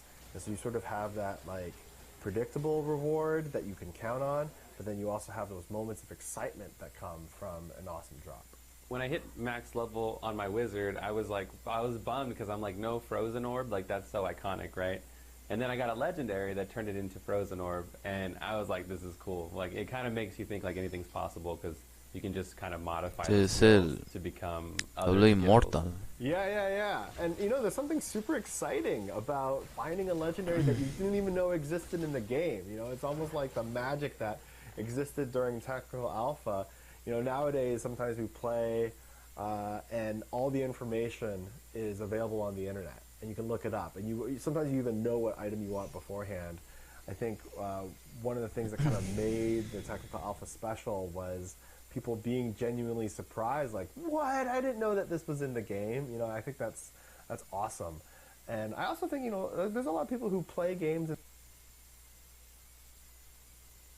just exploring the world. I am a huge completist naturally, that's the way I play, and I love exploring and looking around at every single nook and cranny. The more this game has been growing, particularly since last BlizzCon, the more fun I am having just riding around the open world on my mount and exploring everything I possibly can. Yeah, it's really fun, I think, now that we've kind of taken Sanctuary and just made it so much larger when you're playing through the game.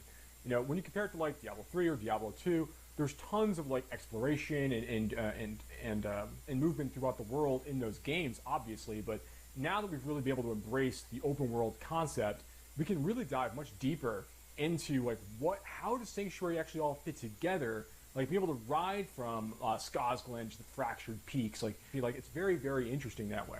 One of the things about that I think is really neat is the collection aspect of mounts. So, I mean, there's all these horse breeds and other mounts you can find throughout the world, from completing puzzles or just finding hidden locations or slaying certain particular kinds of monsters. Find various horses or things to customize your horse. Yo no sé, pero yo creo que siento algo muy extraño con Diablo 4. Estoy seguro que esto va a ser un live service game, como siempre. Estoy seguro. Posiblemente sea un live service game como MMORPG o algo así.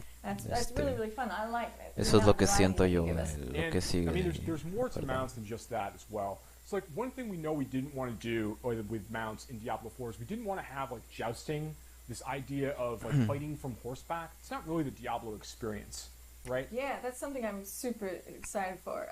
Like we showed last BlizzCon, we had the sorceress, we showed her dismount skill Ice Dash, where she shoots forwards off her mount and destroys everything in her path. But with the rogue, we got to have a little bit more fun with it.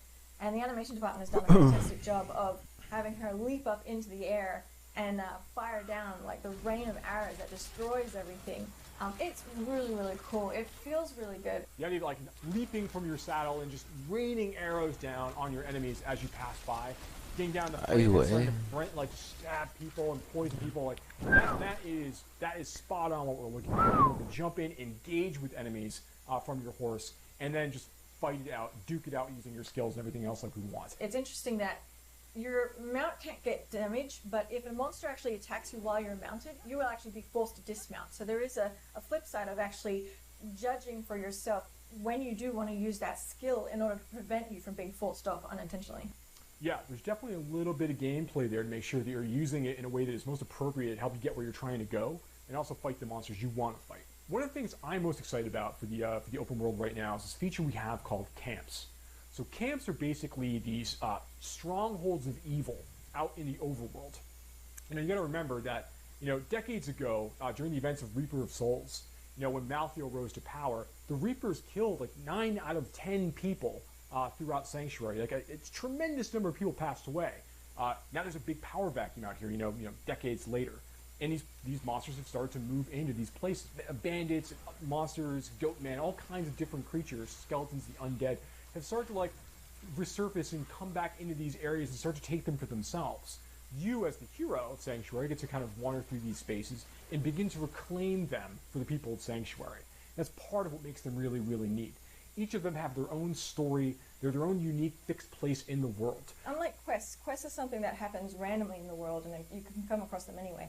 Camps are a permanent fixture that you as the player, when you come across that evil, you can actually have a real impact on the open world that everyone else can see, because once you have defeated that evil, one of the really fun things is that you basically unlock that camp and you make a new waypoint that previously didn't exist for yourself, but like suddenly all the marketplaces open up and now you have a blacksmith vendor in a location that previously didn't exist, which I think is really, really cool. Now, what we're looking at here, this was a village, the village of Karayisu, which now has fallen to ruins.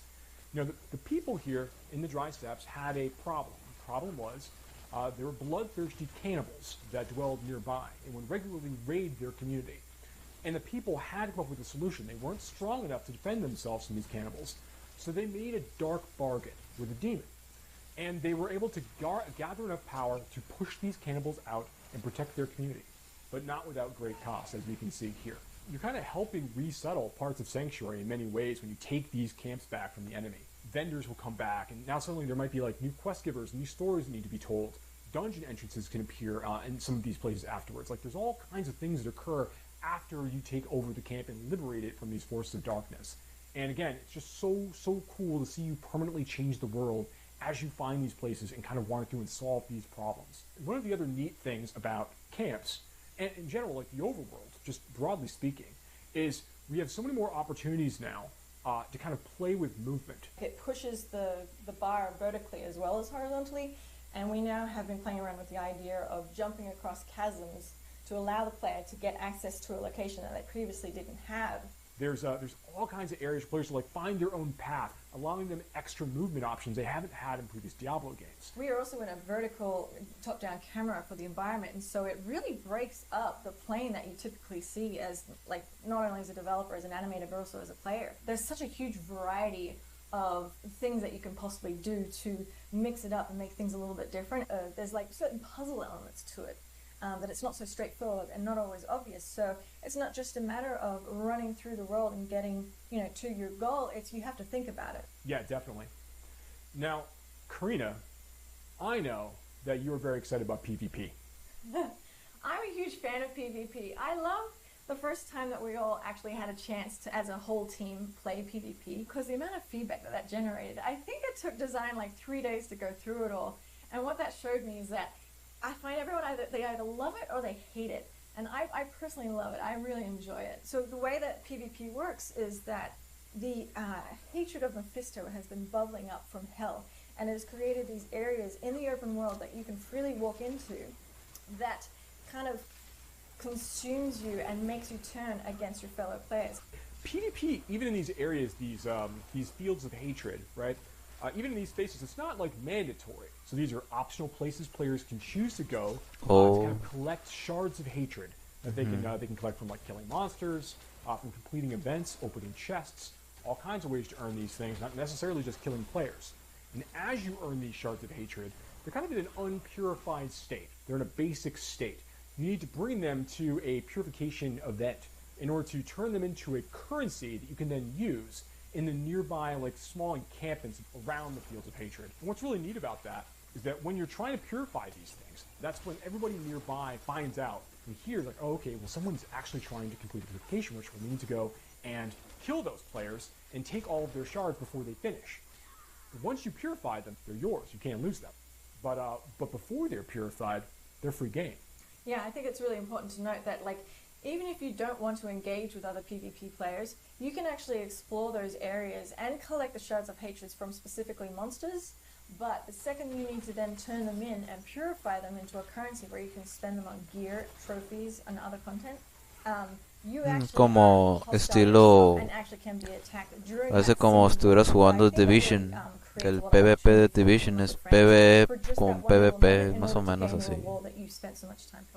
So you called out earlier that the shards of hatred are used for like some of the vendors you can find in the fields of hatred.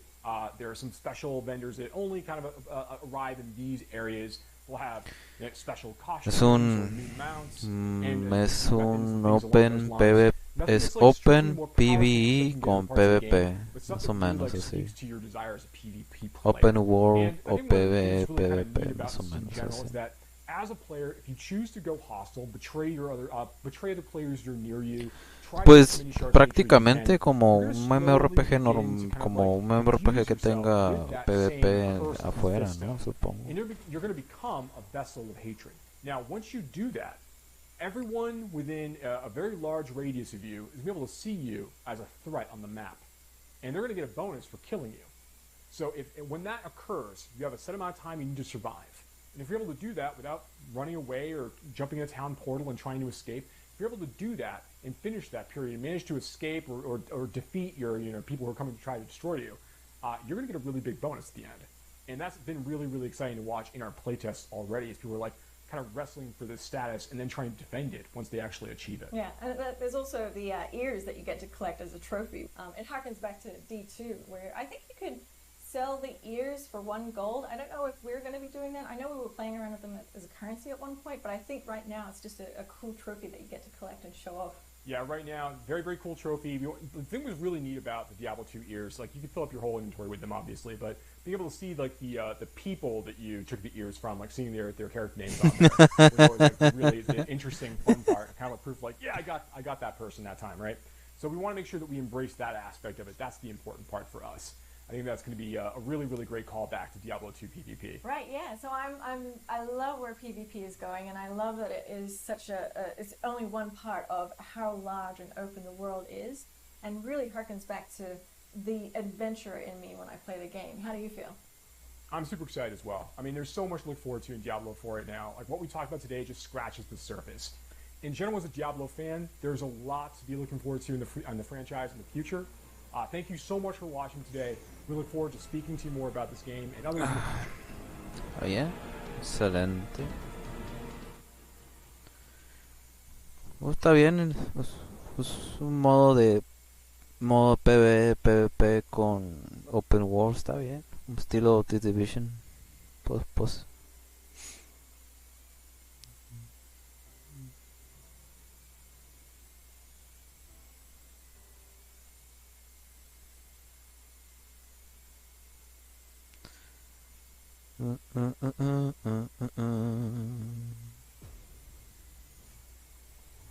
Welcome everybody to BlizzCon.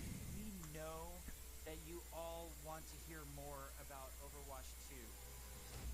Allow us to invite you behind the scenes to explain more of what we're doing and why. Everybody, please hit record. Fingers crossed. We lost Scott. Off to a good start. This is going great. We've been assembling one of the best teams that I have ever worked with. I'm nervous. And I'm so proud of the progress that we have made together. We really liked the stylized drop down. Imagine that it's coming forward, boom, boom, this starts to spin. The scale and the scope of this game have meant that we've needed to grow substantially. We have to...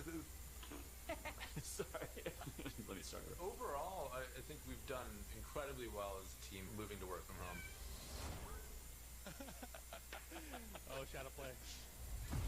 There have definitely been challenges, but the team is really putting everything we've got behind this game. To me, it's the next big step in the Overwatch universe.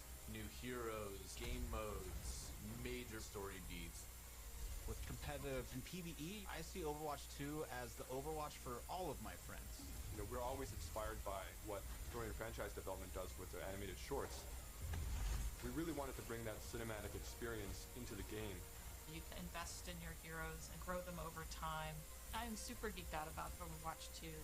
I can't wait for people to play this game. It just gets better and better. There are some things that we just can't do without a sequel. So thank you so much for your patience so far, and I hope you enjoyed this behind-the-scenes look at Overwatch 2.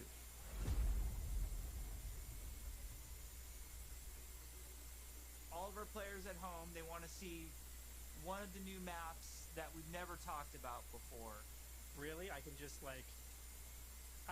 talk about anything that I want to. Yes. You're serving this up to the guy that is like unintentionally leaked information in past interviews. You can do it officially now. Okay, so one of the maps that I'm most excited for in Overwatch 2 is our Rome map. We always want Overwatch to feel like this globe-trotting adventure for our players. So we're having a lot of fun coming up with the Overwatch version of Rome. We wanted a very romantic, sort of this powerful feeling of old world architecture. One of the most exciting things for me is the early building of these maps, where we get to sit down together with key people from the environment team, level designers, effects groups. We'll spend some time talking about moments in the game that we really want to see, like the Colosseum or a grand view of the hills of Rome in the backdrop. And then we'll go back and do a paint over, or we'll do a concept painting of certain things based on that. we try to draw inspiration from as many different sources as possible. For example, environment artists had just taken a trip to Rome, and Yo me quedo pensando y me quedo pensando, me quedo preguntando más bien. Pues si está Overwatch 2, ¿qué va a pasar con el 1? Esa es la pregunta en sí. ¿Qué va a suceder con el 1? ¿Se va a quedar así? ¿En el olvido? ¿Qué va a suceder con esa versión? ¿Se va a quedar ahí nada más? ¿Va a existir? ¿O nada más va a quedar el 2? Porque en el 2... Pues sí, es una secuela, ¿no? El 2. ¿Qué va a haber en el 2? Va a ser pues una evolución del primero, lógico. Pero el 1, ¿qué onda? ¿Qué va a pasar? Yo soy dueño del Overwatch 1. Estoy seguro que voy a tener que conseguir el 2 y olvidarme el 1, supongo. Va a haber una división de comunidad, posiblemente.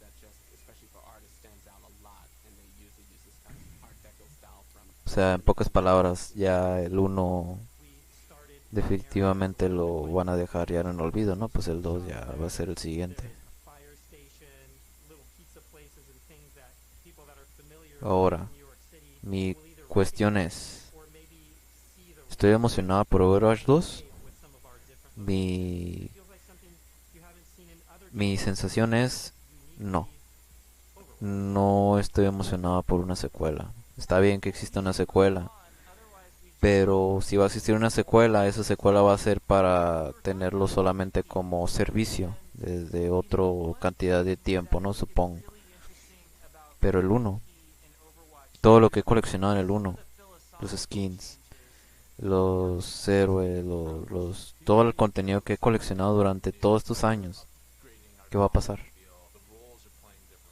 ¿Qué va a pasar con todo ese trabajo que he hecho yo?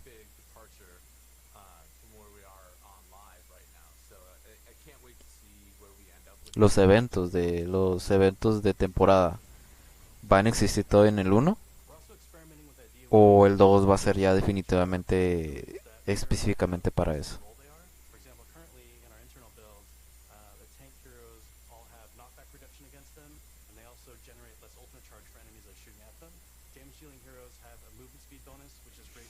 O sea, no comprendo yo.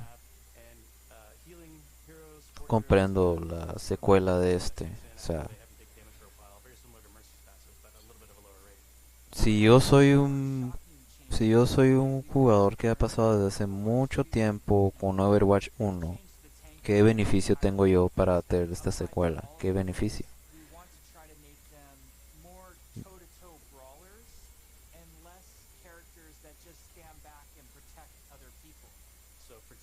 Que no comprendo es porque no actualizan el primero. ¿Qué va a pasar con la primera versión?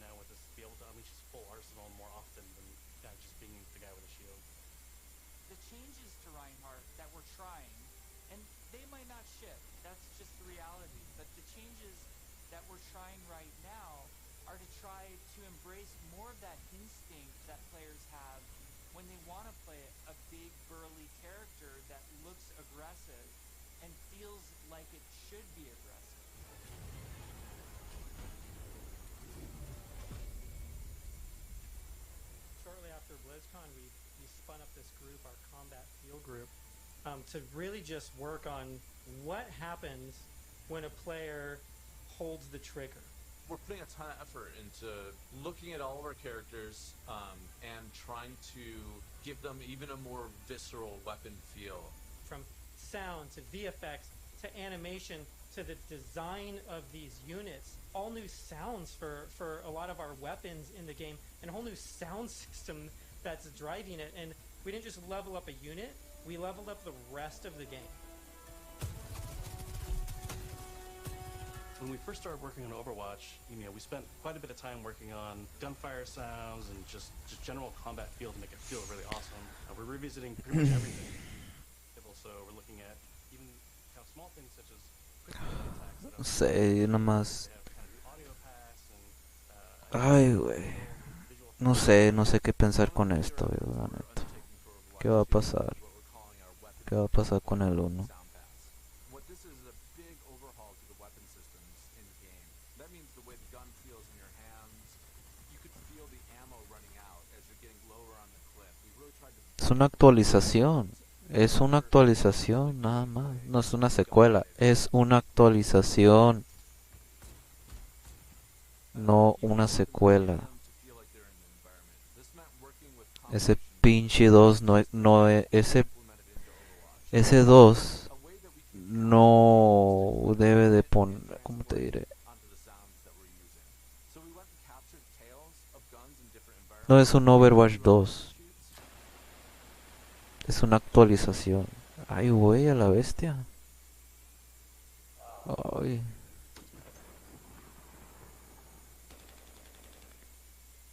And then we cut them and applied it so that we can support a lot more environments. Now we're supporting outdoor, urban outdoor, warehouse tails, tight tunnels, small rooms. Estoy diciendo. A lot more presence to the weapons in the way that they react in the world. The shooter genre has evolved a lot since Overwatch 1 came out. On top of that, I think we really want to push the visceral nature of how we do combat. So we focus Ay, güey, no sé qué está... ¿Qué es esto? Pinche Overwatch. Los mismos mapas, cabrón. Mames, cabrón. Son los mismos mapas. Los mismos mapas.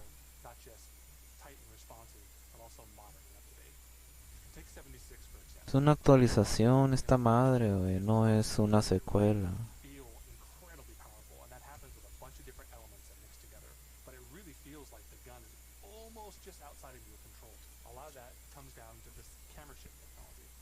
Every time you fire the weapon, you want to feel like it's running through your entire body. And the camera shake gives that extra bite to every single shot out of the chamber. It makes him feel really great. You guys got a sneak peek of Sojourn from last BlizzCon. She's been under development for quite a while, and she's actually quickly at this point become a lot of people's favorites. When you look back at Overwatch when it was originally created, there's a lot of heroes that were made from a gameplay standpoint kind of surrounding... ¿Sabes qué? Yo a veces pienso que debería ser el mismo nombre del juego sin necesidad de ponerle el 2. Que sea nada más Overwatch y ya. Porque es el mismo juego, mismo game, mismas mecánicas, más que nada más que está actualizado, es todo lo que tiene Overwatch 2.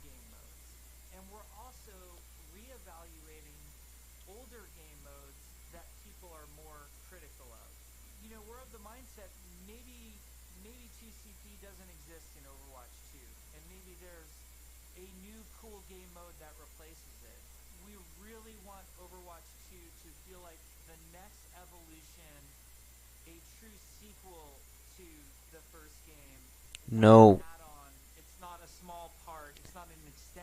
It's an extension, you motherfucker. Evolution and a replacement to the original game, and I think it's exciting.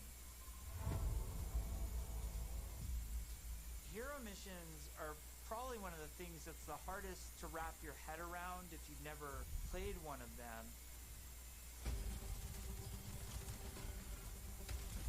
The goal around Es un hero PvE. missions is for these to be this co-op PvE experience. I personally only play competitive mode. Like, I'm all about that competition. And I have friends that they don't want to do that at all. So I'm really looking forward to a game that I can play hours and hours with my friends who aren't in competitive. And it's also something that I'm interested in. Hero missions are the content that people are playing as they are leveling up their heroes. And so for a system like this to really sing, you need a lot of missions. We don't want players who feel like they're just in this grind to get to the top. And there's a lot of really, really good back-end technology that we're exploring. so that the heroes are constantly bringing their personality and some light story to these hero missions as well. The goal is to make as many as possible, hundreds of hero missions. We've explored a lot of different ways of getting to that much content. So have like different sets of enemy units that people will be fighting against, and there's different hero mission types.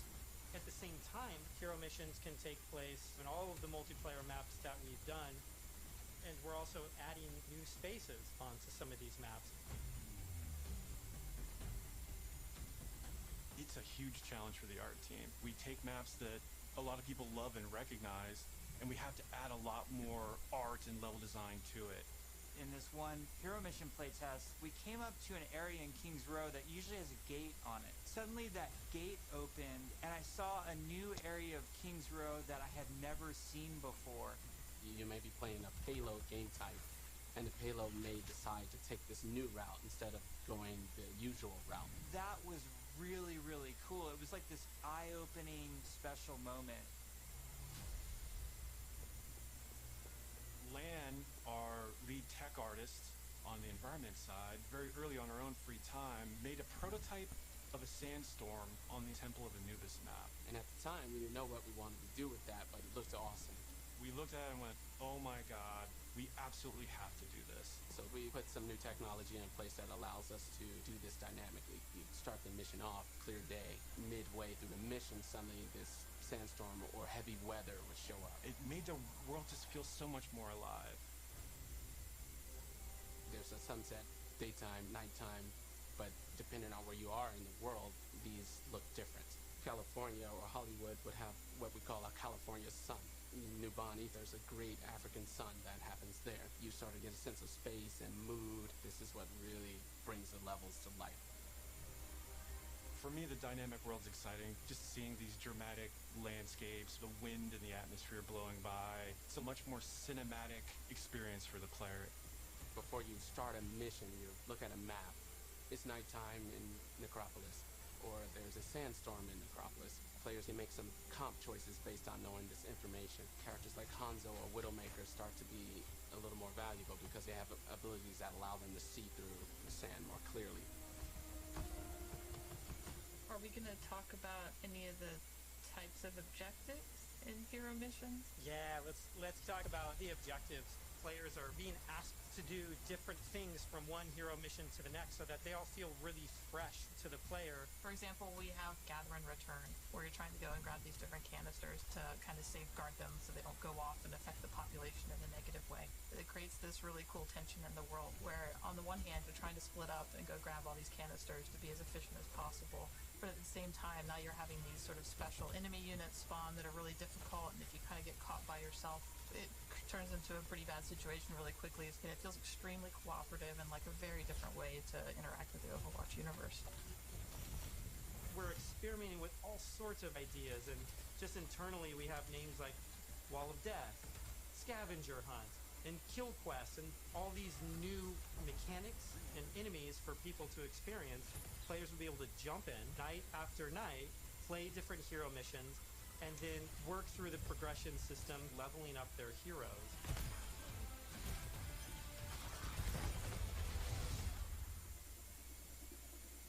At BlizzCon in 2019, we started to talk about progression, and we showed the very early version of our talent system, which I think was really cool. We had that one talent where like Mate became the rolling snowball, which was a big hit. We've really blown that system out. I'm real excited about talents. You can play the same hero in so many different ways. Now with the skill tree, you can have fun every night doing different things and kind of experimenting.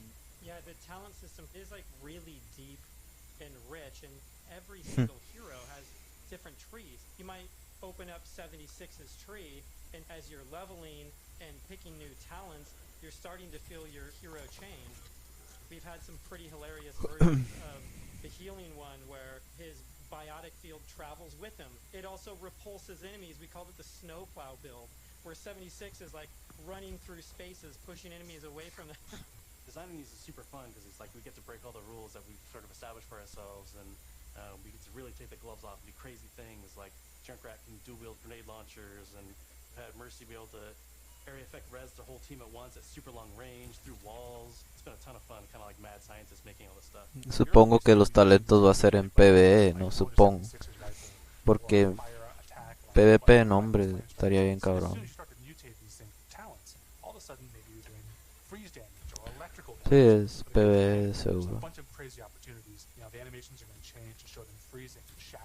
And if you shock someone with a lightning attack, they can shake in place and stun, maybe chain to other enemies. All sorts of stuff to make you feel like you're controlling the battlefield in novel ways. As a huge RPG nerd myself, the first time I opened up the talent tree systems, it was like, oh my gosh, this is speaking my love language. Like, I just want to plan, and I want to see, like, where do I want to invest, and how am I going to play this character? Yes, it's so great. And you start at the bottom of the tree. Like, yes, oh my, exactly. Like, Tracer gets to do what? Yeah. And then you start working and kind of planning how you're going to get down there. It's like, so fun.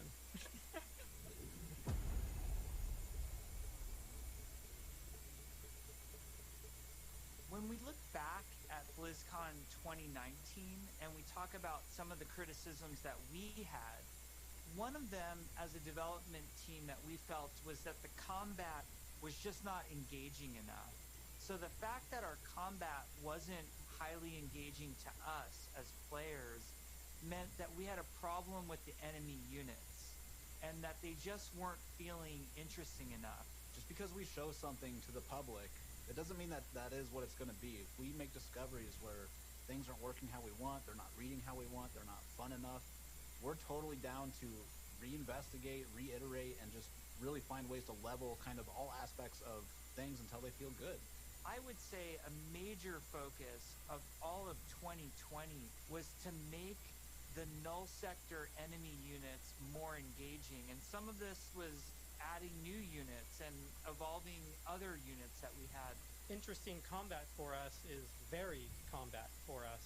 So sometimes we're going to ask you to protect something in Overwatch 2. Sometimes we're just going to ask you to get someplace. Sometimes we might ask you to escort something across a map while it's being attacked. And so it's a different type of spawning, and it's a different type of units that are in there, and it's a simpler objective. There's a lot of units Aaron is talking about. Lots of different units, lots of different types. They serve different purposes. You do different things to them. It's really going to help a lot of us find the fun and make sure that Overwatch 2 is a blast. One of those sets of enemies is what we internally call... Estoy viendo la transmisión y todo, pero no me había dado cuenta que tengo que entregar algo. O no, más bien, contactarme con la persona. Tener que... consigo el teléfono a ver qué... Ay, no sé con este Overwatch. Overwatch 2, pues sí, es una secuela, es una actualización y todo, pero no sé. Mi pregunta principal es: ¿qué va a pasar con el 1? ¿Qué va a suceder con la versión 1? ¿Se va a quedar así? ¿Va a tener actualizaciones de skins? ¿O se va a quedar en olvido? Pues por lo que yo veo, el servicio del Overwatch 1 va a desaparecer, porque no creo que mucha gente vaya a decir, vamos a dejarlo uno. O sea, el 1 va a quedar afuera, no creo que mucha gente lo vaya a querer jugar otra vez, ¿no? Lógico. Pero si tiene actualizaciones y le agregan contenido y le ponen skins nuevos al 1, pues estaría bien. Mientras que esté con lo del 1, pues está bien. Bueno, voy a revisar lo del teléfono a ver qué onda, porque creo que tengo que entregar algo ahorita. No voy a entregar, además estando contactado con una persona para hacer un negocio ahorita. Ahorita lo voy a revisar.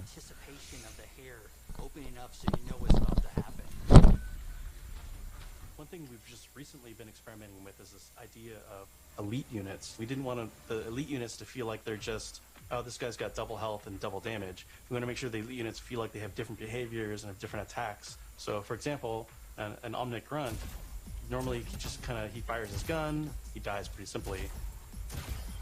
If you fight elite Grunts, his weapon fires in a burst fire pattern. It's very deadly if you're close. And if you manage to take them out, they don't just die right away. They instead can crawl on the ground towards you, and you try to back away because if they get to you, they can explode. Artillery at BlizzCon. We're all just staring at this, and we're like, what are we going to do to level this up? one of the things we really felt wasn't coming through was the damage states. We intend for players to shoot these guns off, but currently it's not reading as something that can happen in the game easily. We change the design, we change the animation, and we go back and forth and just continually iterate. We decided, hey, you know what? We're gonna just delete half of these damage states, so now it's super readable. From an animation standpoint, we decided on spinning barrel version. Just did this really nice kickback. The tip of the barrel opens up when it's about to fire and shifts into place and boom! It's really amazing to be fighting an artillery unit and you can see the guns on the side, and as you're shooting the guns, they're actually visibly taking damage, and then you can blow them off and it reacts and kind of stumbles to the side, and really makes you feel like you're there, and it's super fun. In a lot of the stuff we've showed so far, you're fighting null sector. These are evil killing machines intent on marching you down. The way you're going to stop them is by shooting them, and we want to make sure that feels responsive and visceral. Really making sure that when they take a hit, it feels like their whole body has been punched, almost like hit by a truck. That's what really sells this fantasy that you're playing these superheroes. One of the cool pieces of technology that we created was what we call chain hit reactions. Oftentimes you'll find null sector bunched up, marching maybe a half a dozen units abreast. You expect if you shoot one, they're going to knock into their buddies. So we make that happen. Turns out it's really fun too.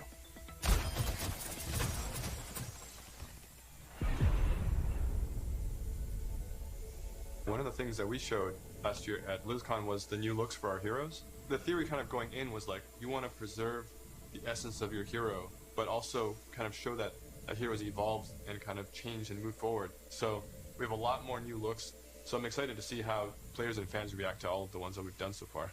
Maybe we'll share some of those new looks today, which would be cool. We're going to reveal McCree's new look for Overwatch 2 as well as Pharah. And we're really excited to show off some of our first villains with Reaper and Widowmaker. But first I wanted to talk a little bit about technical wear, kind of like technical clothing. What that really is using very techy fabrics, as well as having very intricate but functional straps designed in a way that is very aesthetically pleasing. With McCree, we took a couple of different approaches. He's got this classic cowboy look that if you try to make him too sophisticated or too techy, it might not feel right for the character. But as a concept artist, you always want to change things around and try different shapes and silhouettes, so we did identify as Red Serape as the main thing for McCree. We also tried a couple different things with McCree's cowboy 1, 2, hat. 3, 4, testing. Because that's a Sorry very for the iconic audio. part of him. So that's another piece that we kept. We tried some retro cowboy looks that mixed in some tech here and there. Some that were a little bit more techy than others, some that were a little bit more classic cowboy. We gave him a little bit of a longer beard, and it really gives him a nice kind of like a more aged look. What's different about Pharah than some of our other heroes is Pharah's completely covered in armor. We didn't want to change her silhouette too much. It was more about experimenting on different colors. So it felt really appropriate for her to be the one to harken back to those original Overwatch colors of white and blue. One of the things that we wanted to update on Pharah was her visor. Instead of being completely opaque and reflective, we tried a little bit more of a transparent approach, and being able to see through it a little bit now allows us to see some more of her emotions. Reaper was actually the ones I was very excited to work on, because I could see a lot of potential in how we can integrate his cloak and his cowl and his armor, and how we can make all those shapes really sing within that classic, Reaper silhouette. We tried a couple takes with the first pass, like completely silver arms, more layers to his jacket. Reaper's mask is obviously pretty sacred to us, but the thing you'll notice immediately is that it's now completely silver. Instead of the bone white, he's got this like almost like deadly edgy silver that just gives him that classic Reaper look. With Widowmaker, we started with the idea stage, exploring a breadth of ideas. We tried things like a more insectoid approach, treasure hunter. One of them made her feel like a classic Bond villain, so we kind of steered it back towards one of the more cyberpunk-looking ones, almost like a futuristic femme fatale, which is basically what Widowmaker is, but she even feels more upgraded, so I'm super glad that we went down this route. We played with different hairstyles too. Widowmaker has the really long ponytail that's really a key part of her look, and we really liked the hairstyle on one of the designs that was more braid, and it was really interesting look that also preserves Widowmaker's original silhouette with that long ponytail. We've been working a lot with our domino engine and making our cloth look better. Now that we have this cloth tech, we're going to be able to make some really cool, unique silhouettes that will help them stand out from other heroes. We put a lot of time and effort into our face rig, and what I mean by that is we're going to be able to get really close to these characters, and it's going to feel really cool. It is absolutely worth the time and the effort to invest in the technology, and that way we can make these characters do more things that we haven't really been able to do before.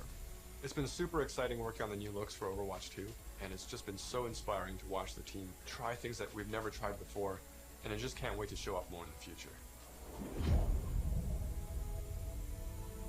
Overwatch 2 is probably the largest opportunity we've had since the inception of the franchise to really expand what Overwatch even means to our players. In 0 Hour, we saw that some of the heroes got back together, but we're also seeing that there seems to be a second huge Omnic uprising. We're going to learn who's behind that uprising, why that's happening, how globally spread is it. The story and franchise development group, they were really the torchbearers of what the big story is that we were going to tell for this game.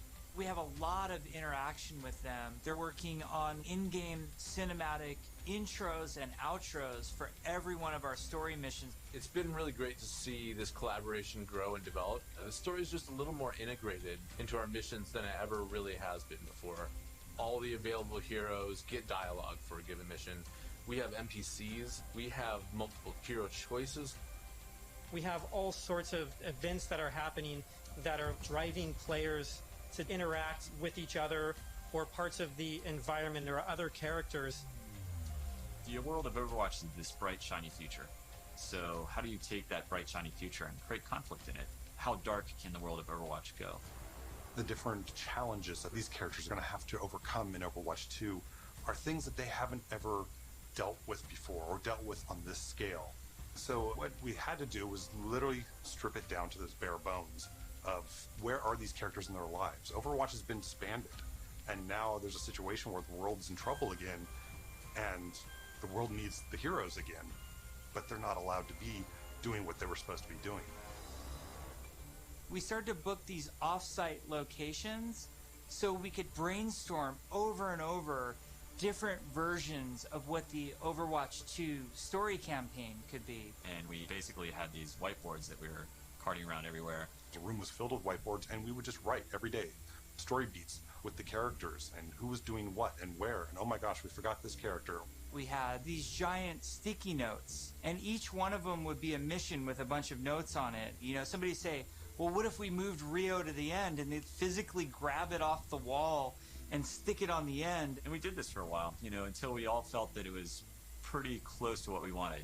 Then we could send it to our writers' rooms. The writers' rooms then had a much clearer direction. Están presentando el pinche Overwatch. Ultimately, we come up with something low that budget, we think is right low for the budget game, Overwatch. And then we pitch it back to the game team, and they point out everything that we missed. Son los skits de la historia, pero parece que estoy viendo que es el low budget de la historia, o sea, todavía no lo termina, ¿no? Lógico. ¿Qué pasa si Overwatch no tiene dinero para producción? Ese es el resultado. Eso es pura broma, hombre. Son los skits de producción de los cutscenes que van a presentar. One of our challenges was to figure out how to integrate this story and this narrative with the gameplay. So if the intro cinematic ends with this huge battle, this huge war, when you get into the game, it has to mesh and feel the exact same way and blend together. We really are also trying to get the music to be equally as consistent from in-game cinematics straight through to the mission. Adam Burgess, our lead composer, has been working with the IGC team, with the game team, developing themes for all of the heroes, all of the locations. As the cinematic director, whatever we're crafting should never override the gameplay. We want to make sure that the player's experience going from the cinematic to the gameplay is seamless and it feels like a completely immersive experience. The engineers, we have to find a way to actually make that come to fruition. The Choreo tool is a tool that allows people to coordinate different Me events estoy dando at the same cuenta time. que Like in Rio, if you played our demo, que están presentando mucho la parte del cooperativa, ¿no? Como estilo Left 4 Dead. It allows story moments in missions that interact with the environment, that interact with our characters. Pero el PvP pues está incluido, ¿no? Eso sería una opción, ¿no? Si puedes jugar de uno con personas que no quieren competir, What's also pues really powerful adelante. about choreo is that, you know, if somebody has an idea, they can mock things up really quickly. We got to show the Widowmaker making this awesome introduction. Casey was able to quickly put a really rough prototype in choreo. And Philip would come in and on the fly, he's making quick changes. They play tested something that would normally take weeks. It was done in like a matter of days. Each story mission has its own custom map built for it, and these maps are absolutely gigantic. India is one of our biggest maps, and it's a fun map because it has a few story beats that we've taken from recent comics and characters in the game. We've written a history for each city so that the cities feel lived in. And I think that informs the artists so that they know like what it is that the city has been through. Gothenburg was our chance to show Torbjorn's workshop. We created a space that kind of fits his height. So there's, you know, step ladders and scalable tables. We designed the space as if we were Torb, you know? Molten steel is pouring out of walls. It's pretty epic when you walk into it. Toronto was under siege by Null Sector when the players arrived here. There's a dynamic snowstorm. So as you make your way through the level, the snow is slowly building up. Suddenly by the end, the characters are caught in this gigantic snowstorm and they must fight their way through. In Overwatch 2, we want to give you choice to be able to play this character or that character. So we're designing a lot of systems around how their relationships develop over the course of the story missions in the campaign. We have a cast of many characters, all on screen, all at the same time, and it's fantastic to actually see them all interacting and working together in ways that we've never actually seen. We've always thought about it and hoped for it, but now it's actually happening. It actually requires us to have a whole new branching dialogue system. If you happen to have Genji and Mercy in the second mission of the game, you might get different dialogue that's about their relationship. Our voice actors bring the characters to life in ways that everybody has fallen in love with, from inside Blizzard to the fans. Just to hear this collection of actors all together, all interacting, has been a real treat. I wish people could see how many people are involved when it comes to something like telling the story of Overwatch. It doesn't just come from a singular person, it comes from a group, and it's a really talented, fun group that all works together. We've been developing what we hope is one of the best stories ever. There's some key story moments that I'm really excited about, and I really can't wait to see how. Tiene mucha historia entonces el 2. Está bien, interesante. In conclusion, We've been talking about the game, about this universe. I know you all love it so much. Right now, we can sit down and have a night of Overwatch 2 and have it be a really fun experience. And I think we need some more time till we can say it's perfectly polished in the way that we want it. We've made such incredible strides since we first announced this and showed it to the community at BlizzCon in 2019. The thing that I'm most excited about is that moment when we hand the game over to the players. We want to create something that really moves people, really touches people. That's why we do it. We create the game because we want it to become part of your life and for you to experience it. For Overwatch 2, we're upping the bar. It's kind of 5 games in one. It's a huge undertaking. The new tech and the new aesthetics for the new looks bring you closer to the characters that you love, and we're just getting started. The fidelity of the gameplay experience is much richer. We are making cinematics that push the boundary of what we can do to tell stories. We want this dynamic world. We want things to feel alive. I'm really looking forward to being able to expand the world of Overwatch for our players. We're really trying to tell this epic story. In order to make a game great, it takes time, energy, collaboration.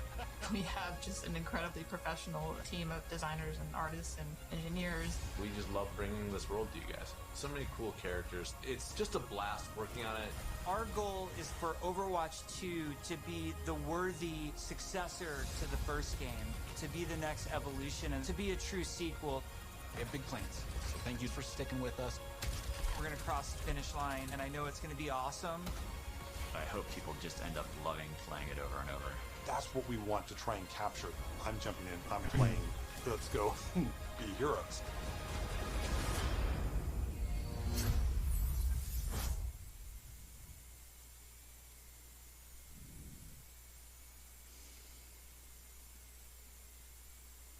Bla bla bla bla bla bla bla bla bla bla bla bla, pero no ponen fecha. It has begun. It's about time. Let's get you back in the fight. Today is a special day. We shall stand together. Are you with me? No. I'm not with you. Fuck off. Esto es lo que quería ver.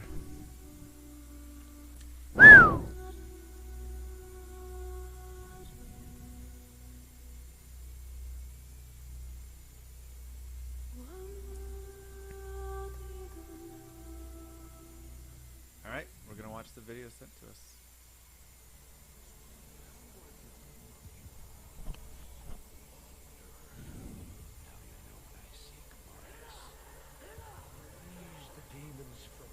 Wait, we got Kane back? Oh, it's 2. It's 2. It's Diablo 2 Remastered. It's Diablo 2 Remastered. Come on. Come on.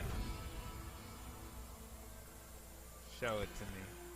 No necesito ver una reacción de otra persona desconocida que ni siquiera sé quién es ese güey, así que fuck off. I knew it was there somewhere. Somewhere out ¿Qué there. me interesa? A mí no me interesa. Somewhere out there. Yo, sick. Ooh, love the campfire. Oh, that multi-shot looks awesome. Wow.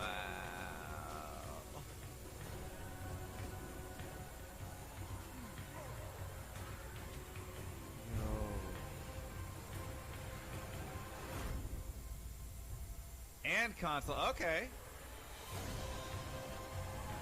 Alright. That'll be interesting.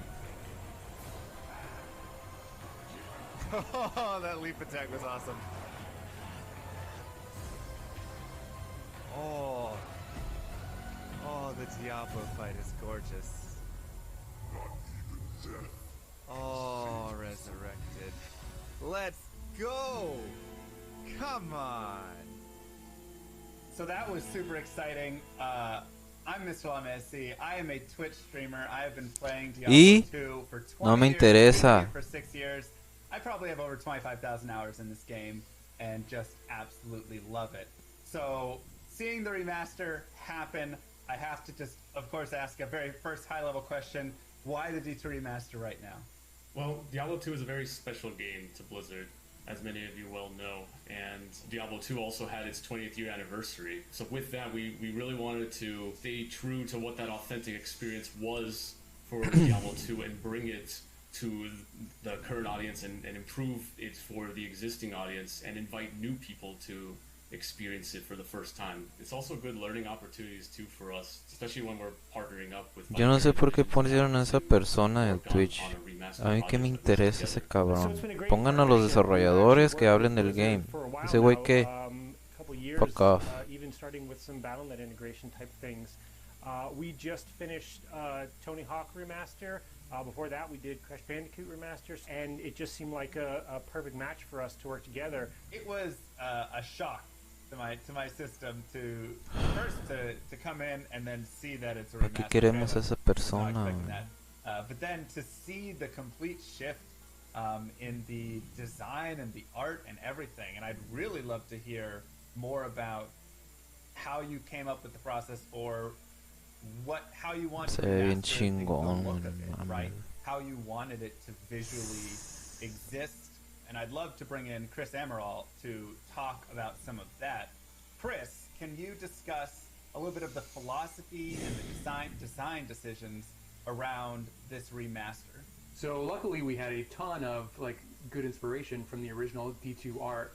Our primary focus is always nostalgia, right? We want to make sure we focus on getting this right and deliver an authentic experience that players remembered from 20 years ago. Every choice we make with the art, with the models, with the environments should really ignite that nostalgia and then reinforce that emotional connection from the original game. But then we came up with like a 70-30 visual guide. 70% is basically the classic. This is where we don't touch. We don't touch what works, right? We want to maintain those iconic shapes, colors, tones. Everything should be one-to-one and faithful to the original. We want things to feel authentic and preserve those original designs. With the 30% new, like that's kind of like where we're going to elevate that art. Every change we make should really signify that step forward visually. I also noticed that the game was 3D, and can you talk a little bit about the discussion or how you moved and some challenges moving from 2D to 3D? Well, I mean, evolving from a 2D sprite game, like a 2D image game, to a 3D is very challenging. We basically had to write a complete new PBR renderer, so a physically based renderer on top of the old game logic. It's difficult because you're dealing with models versus 2D sprites, where you have to basically write. You have dynamic lighting, you have dynamic VFX. Like a lot of that is an additional system that we have to work out on our end. So the follow-up to that question, I suppose, is I wasn't able to see any items when I was watching that trailer. Are all of the items also going to be remastered? All of the gems, all of every single piece of this? And what sorts of flavor did you decide to add to that artwork? So everything's being redone. So we remodeled everything because everything has to drop in the game. So you have your icon art, and then you have your 3D space art that flips, right? So we had to basically model everything. And as far as the inspiration, we actually were inspired by some original documentation that we found from Blizzard North, where there was a huge Word doc of like where the original artists pulled inspiration from. So a lot of that was like very like historical landmarks, locations, very very much real world referencing. So that was kind of where we kind of pulled our inspiration as well. We wanted that functional design that the original art had. Everything felt like it was believable, and that detail really does help to give it some realistic context and makes you feel more immersed in the game. Like it makes you feel like you're part of this world when you can see every little buckle and strap. I remember when we went into the tavern and there was garlic hanging from a beam, and we're all like, what's the garlic? And this is all full 3D everything, and then they're like, oh yeah, there was garlic in the old game. We go back and it's like 4 white sprites, and you're like, holy cow, yeah, garlic, and there's hams hanging and everything. So it was really cool to see it almost for the first time. And it's funny because original SD, like it was made in all 3D. So we actually came across a bunch of screenshots that were a different camera. Like it wasn't the isometric camera. It was like either marketing art or something else, or maybe just exploration. But there was shots of that garlic in the original art. You could never really see it in the pixel art, but it was there. And so it was telling that they were really trying to achieve something very very grand with this art. I'm not gonna lie, I never knew that they had garlic hanging in there. I mean, maybe a couple white sprites out there, maybe candles. Who knows? No clue.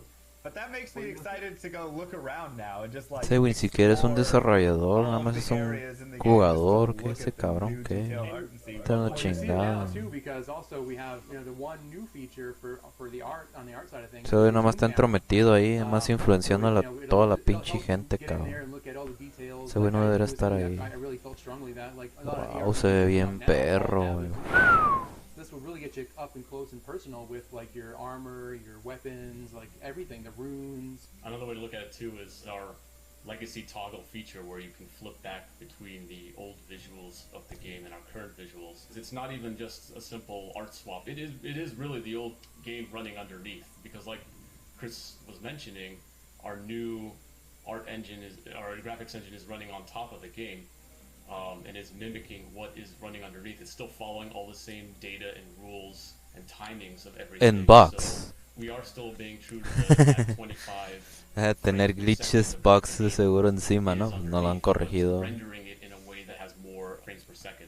Yeah, I'd love to hear more about that specifically, because when I go into Diablo 2, I'm thinking 25 FPS, and like you said, the game is built on that. My faster casting, my hit recovery, all of this stuff is built on 25 FPS. So how do you create a game that's 60 FPS? So all of the logic and how the game talks with the server and everything like that runs on that cycle, and that hasn't changed. So we still have Dijo benchmarks server. for all of our content, say for Mencionó of when a hit server. recovers, how long it can recover, and all of How that. the That all code matches exactly. talks Now, to the compared server. frame rate, So, modern games eso run significa on realmente, frames, so we've done that, but all of the logic eso realmente significa que va a estar detrás de internet sin nada de single player ni offline. Útales. Si van a hacer eso, but it's super important, valen right? pa' Because pura even verga. if you can't see it right away, you feel Espero y no. when it's different. Espero y no. We've done that on lots of areas. So, for example, the original game only Ese güey had so dijo many sprites to render que your como location. funciona el So you código have con el your character servidor, so many angles, and the entonces monsters even less. But you could actually walk eso significa que at realmente va a ser por línea todo, directions, right? You have, seguro, like, cabrón. 64 different squares around you that you would pass Esa es mi through, and pregunta. you'd have feet flat. ¿Todo va a ser en línea como Diablo 3? So now there's more ¿Todo se va a requerir internet para jugar? character can run straight. ¿Va a estar por detrás de un server todos los movimientos? Esas son mis preguntas And principales. so the game is a grid, so it still respects that grid, right? Like on the controller will still allow you to move small amounts because you push the stick a little bit, but it's still, you're either in a run state or a walk state, stamina's still a thing, you're still on a grid. Like all of that logic, once again, is all being driven by the old game.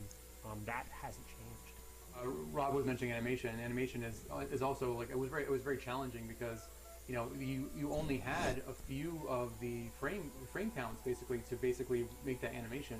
So it wasn't like a modern game where you have tons of different keys to make a very fluid animation. We had to really like maintain that timing, that pace. The posing was a big focus for us too. We wanted to get those iconic poses for each character, and then just align that silhouette. So continuing the talk of visuals, I want to talk about characters, cosmetics, how they look. Because I know something that I love with Diablo 2 is just putting on, a scale mail, putting on a full plate mail, putting on a sacred armor, and seeing the character like have the different change and all of that. But some things still don't like reflect over in the color of it or whatnot, right? Some do, some don't. Is there going to be changes there, or is it just enhancing all of those visuals and making them just look even? So our goal was to basically be one-to-one with parity with the original game. So we built every piece of armor that was in the original game and is now in the remastered version. The only difference we did is with the icon items. So we now have a more connected visual with the icon and the item that drops in the game. Where before you had different visuals. That's really the only thing we pushed on as far as modernization. Yeah, so like shields or weapons, a lot of the unique items that you find in the game had special kind of icon arts, right? And that is something we're actually going to be showing on your character in the new visuals. That definitely excites me. I think that's something a lot of people would love to see, a lance guard and have the cool stuff actually on their character there. It will be the same model you see on those icons. Are we going to see remastering of the cinematics in the game? Yes. Yes, we are. Yep, the entire full 28 minutes or whatever is going to be all remastered with new high fidelity art. It's going to look amazing, by the way. So will the sound in those also be remastered, and any other sound in the game be remastered? All of the audio has been remastered, as well as we've added additional, surround sound features There's more ambient. There's more effects going on.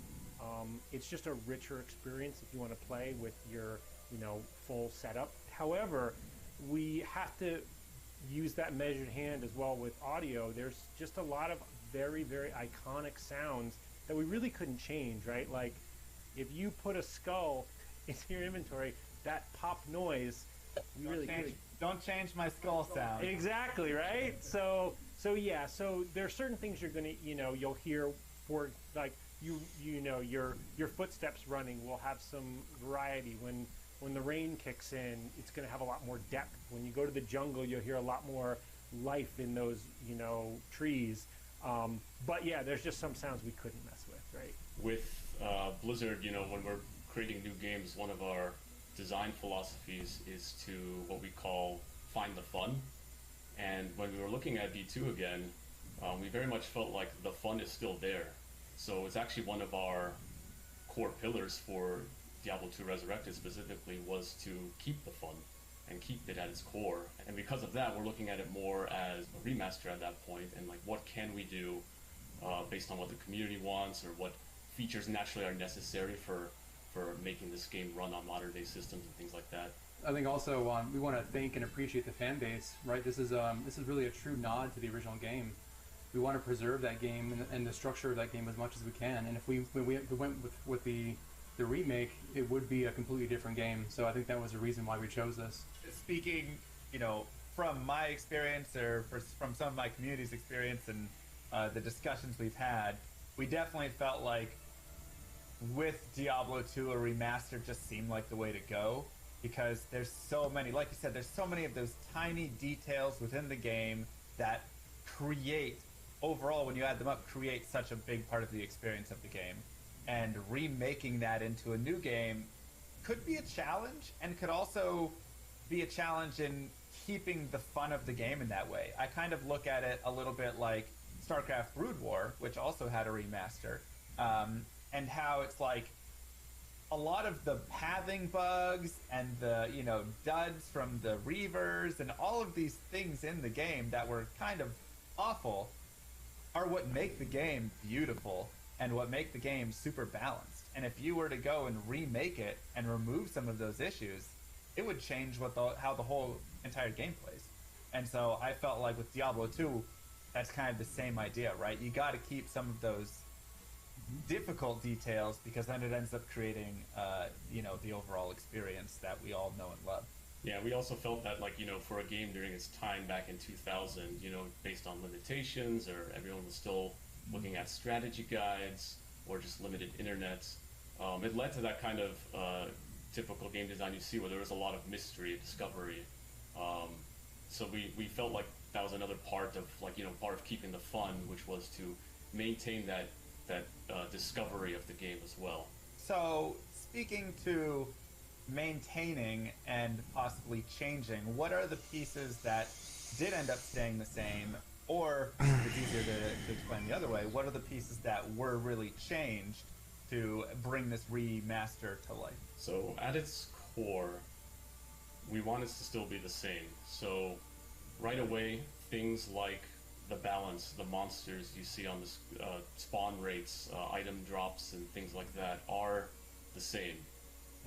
And what we're doing is trying to take any of the rough edges you see, compatibility issues, resolution issues, and obviously the art, improving the arts as well. All these kinds of things you come to know from a remaster, but still maintaining very much what the game is. So, and when it comes to the features we added, this is probably the biggest area where we scrutinize so much. Is this addition straying too much? Does it still create the same gameplay experience and other things like that? So, things like a shared stash, we know people use mule characters, right? And so adding a shared stash, we felt was the right choice. We have a shared stash? We have a shared stash. Yeah. Oh, thank God. Now, the way that the shared stash works is there are rules, right? You can't have your ladder characters mixing a stash with a Blizzard. character. Blizzard. You can have your Escúchame offline una vez, characters, escúchame. can't Blizzard. use your online.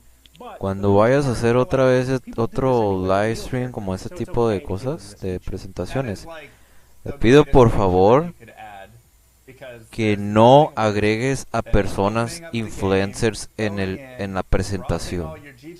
Ese güey ni siquiera lo conozco, ni siquiera sé quién es ese cabrón. ¿Para qué quiero escucharlo? No necesito escuchar a esa persona. Quítenlo a la fregada. Pongan a los desarrolladores a platicar como las otras presentaciones que han pasado. ¿Este güey qué?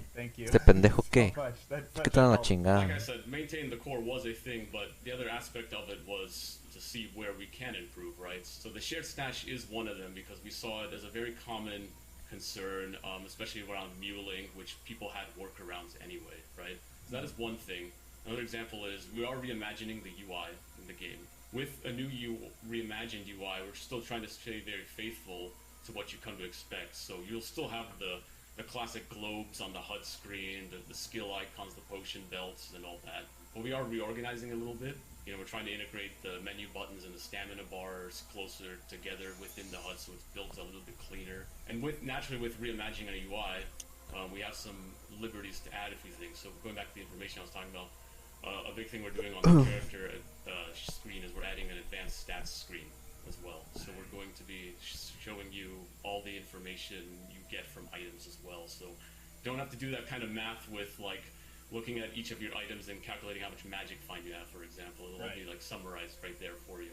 Something that we've seen already in a lot of mods where they've gone ahead and taken that information and created a little screen. So that's really nice to see that you guys are implementing that as well. Because yeah, I don't think anybody likes sitting down and counting up the magic find of every specific item, you know, and all of their charms and all of everything to figure out what is the number, how much do I have. We've also added auto gold, so you can opt in. It is a feature you can turn off, which is one of the things we have to be careful of. You know, a handful of other things where we're like, if you want this, you can turn it on, but you can also keep it off. This was actually something that we started looking into when we were adding controller support.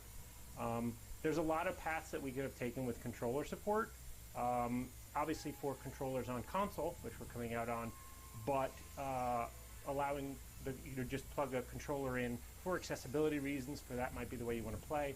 But it's a PC first experience. Like for example, there's still an inventory grid, there's still inventory Tetris. That's core to what Diablo 2 is, right? Taking that away, it starts to become something different. And I love that. I think that's the perfect way to really introduce it, because you're going to have that split in the community. You're going to have half the people who say, just give me auto gold. It's 2020. I don't want to worry about having to pick up every individual gold stack. But then you're going to have the opposite side of purists who go, don't touch this. Like, that completely changes my game experience. And, you know, if I'm speedrunning through the game or playing through whatever, I want to be able to go over and pick up the gold stacks and take that time, and that's more a part of the Diablo 2 experience for me.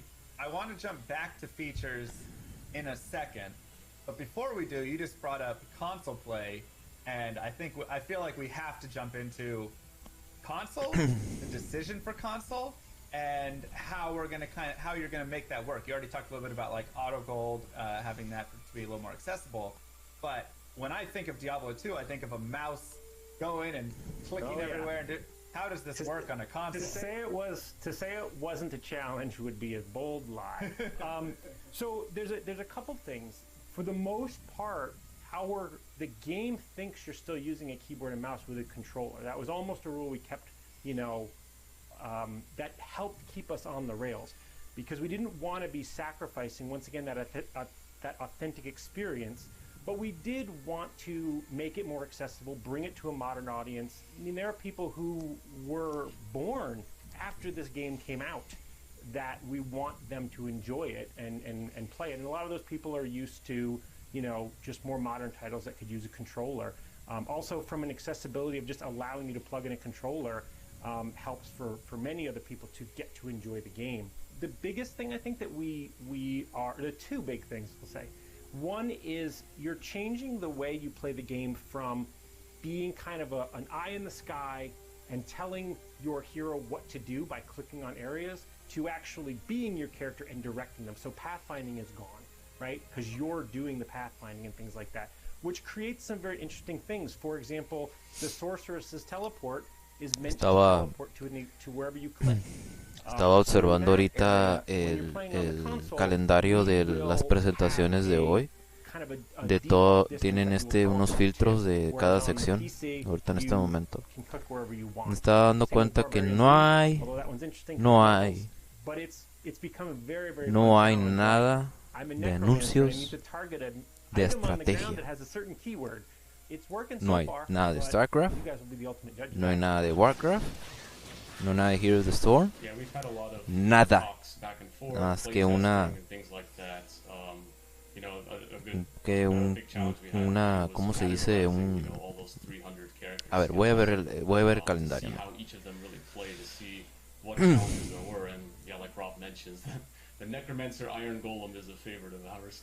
Nada. Simplemente no hay nada en los filtros de estrategia. Nada. O mucho que tiene ahorita de plática es Diablo. Nada más. O sea que Blizzard nada más presentó Diablo en sí, la franquicia de Diablo, todo lo que da. Ahorita nada sobre la categoría o el tipo de ¿cómo se dice? Franquicias, ¿no? O franquicia, modo, no sé cómo se dice.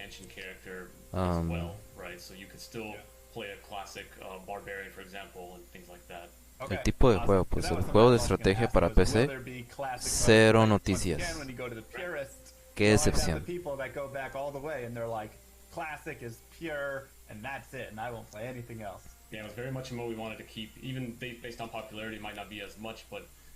BlizzCon olvidó StarCraft. A lot of it's even data driven too, so like a lot of the reasons to keep it were pretty clear to us. Like StarCraft quedó olvidado, güey. Qué I'd love to pedo. go ahead and start talking about some of the other features, or continue A ver. talking about some of the other features that you had mentioned before, because hearing each of these already is ¿Qué ven so aquí? excited for this game. And so, ¿Qué what are es lo some que other existe little aquí? things Mira. that you felt could be Ah, changed, World of wouldn't change the Warcraft, whole flow of Hearthstone, the Diablo, game, Overwatch. but just improve Y it. estrategia. one thing we're looking into ¿Qué hay de is, estrategia ahorita? ¿Qué están presentando? Create a game similar to Lemmings, where you've got lots and lots of Vikings and these puzzles that you're trying to solve, and the Vikings are just fodder. It was this game with hundreds of little tiny blonde-haired ¿Esto es estrategia? 8-pixel tall Vikings, and it was very similar to Lemmings. You would have torch Vikings, you would have ladder Vikings. ¿A esto le You would llamas use these strategy? different type of Vikings to scale castles, cross modes, defeat enemies. We found out that it was going to be very difficult to write a game that did that with 100 Vikings. There was just too many Vikings. So we condensed it down to 5 units. ¿A esto le and llamas eventually strategy? Down to 3 units. And that was really the solution. Was more confusing to people. Ay, güey. Here's what you got equipped. Here's what it is. I think that's the great way to do it with Diablo 2, because I agree. I mean, I think that's one of the best El parts about género de estrategia para PC quedó extremadamente olvidado por Blizzard. What the fuck, Blizzard? ¿Qué pedo contigo, Blizzard? ¿Dónde está el género de strategy? Where is it? ¿Dónde está? Manche, güey. Quedó extremadamente olvidado. Feature to a lot of people who speak those other languages. The whole front end is pretty much modernized now, so your character is much bigger front and center right in the Conozco un amigo que es extremadamente... Conozco dos amigos, dos compañeros míos. streamlined. You can still, play online or Dos offline. compañeros míos de infancia. So what are your favorite changes Que son that each of you have? jugadores han jugado PC por estrategia. ¿Y cuál es el juego que más han querido mucho? StarCraft. Ellos dos conocieron PC Gaming con StarCraft. And I'm really happy to see how far it's progressed, and I love seeing that. It's just such an iconic moment. It's the first thing you really see in the game before you get started, and it's amazing. Can I say all the art? No, I'm just kidding. So we added, like Rob mentioned, we added like an act-specific screen in the front end. And it's basically this large screen where we have like a diorama of each act, and it's amazing to see because it feels like you're really there. Like you can see the detail, you can see every aspect of the scene, and like it just has that Local immersive mode. feeling to it. So that's probably my favorite Ese part. local mode, ¿qué es ese local mode? More squishy. Ese modo local, ¿qué significa ese modo local? The 3D lighting is and the way the sound is, and I play it on a big screen TV sometimes, and just it feels scarier, it feels creepier, a little more claustrophobic in certain areas. That's not just one feature. There's a lot of things going on there, but I think it's really cool. I would like to hope that had the original creators had the tools we have today, it's the experience they would have wanted to make. Yeah, I think the lighting really helps with that too, because we're a 3D game. That's one of the biggest differences between the original games. So what the game had before with the sprites, with 3D models built into sprites, was not a true real-time lighting system. So because we're pushing that with a 3D graphics engine running on top of the game and getting actual 3D Me estoy dando cuenta que rediseñaron a la Valkyria, no la hicieron tan sensual. ¿A poco ese es el modelo de la Valkyria? Yeah, I would definitely say, I mean, I've only seen the trailer piece you sent me, but even from that, just seeing like down in the tunnels or the sewers or, any of those like you said, cavern, dungeonous zones, the lighting, it was darker and brighter, and then things like the skeletons with the fire, it just had like this different, I agree, creepier feel. So I haven't seen much more or anything more than you guys showed me, but there was definitely a different feel to the game, and I loved the fire the most. I think just watching like the sorceress meteor was like gorgeous. Fire and lightning, once we got all the effects up and running, that was definitely a couple of times where we would be just in a review and we're like, oh, like, and 10 minutes would go by and we're like, oh crap, we had a meeting, we were just playing now. Another thing that kind of goes without saying, that just because it's parody, but 8-player multiplayer, that just works, but once again, it was tricky to get that going. So with multiplayer, are there going to be any changes, any differences in there from PvP to trading to A ver, buena pregunta. interact, units blocking each other? I mean, all sorts of stuff. So with multiplayer, we want to keep all the features you've known and loved there. So PvP will still be there, down to like opening the party window and engaging hostility. Trading is still going to function the same as you know. You can go into games, trade items, or talk in chat channels and things like that. Areas of improvement, though, like I said, going back to my mentioning of reimagining a lot of the UI, improvements to the Valorant lobby. So we're trying to look at some things like improving like how you browse server games. Like, so when you're looking at a game to join and typing passwords and things like that, that's the kind of area we're trying to see how we could smooth out in ways like making sure you could browse normal games, Nightmare games, and Hell games, even though you've graduated to the higher difficulty. I'm sure you've known that. There's nothing worse than accidentally killing Bale in Nightmare when you're trying to do Nightmare Bale runs and you're like, I can't find any of the games anymore for Nightmare Bale runs. But you can if you log into a separate character. Right, you go to a separate character and then look at it. That was kind of our logic, right? Since there are workarounds there, that made it easier for us to make the decision of allowing some of those things. Another change is also looking into reducing ladder seasons overall. So right now, ladder seasons in Diablo 2 are 6 months, and we're looking at reducing that as well to help have more engagements and kind of drive more incentives too. 6 months is a long time, and we're looking into like if we make it shorter, we could probably have greater beats throughout the year, as well as seeing people strive harder for getting like that to that level 99, right? So is there going to be any reward change on that, or will it just simply be, the same standard? You get to 99, you're 99 on that leaderboard, and I mean that's a giant reward in itself. But I don't know if there's any other piece go up on the Battle.net website or something. We're not looking into adding anything beyond what the game really did, but in some ways there will be some things that kind of come out of because of what we changed. So we have the ladder, the leaderboard, right, where you can see each class going to level 99. There are easier ways to filter through that. And we're also looking into saving that, right? So you can always look back to previous seasons as well. So in a way, we're creating that kind of legacy now that has kind of been dropped from the past. So that's one advantage, is kind of your names could be there in the legacy you look in the past. I mean, I think that would be cool enough. Just anything to keep it there as like a forever. Like this was season 1, season 2, you know. Like that's when I got my 89. Because I know a lot of people like to go and reflect kind of on their old characters and switches and stuff like that. Character expiration will not be a thing anymore, by the way. Ooh. Due to modern Battle.net integrations, we do not have to. You will not have to worry about refreshing your characters, so they will stay with you. Awesome.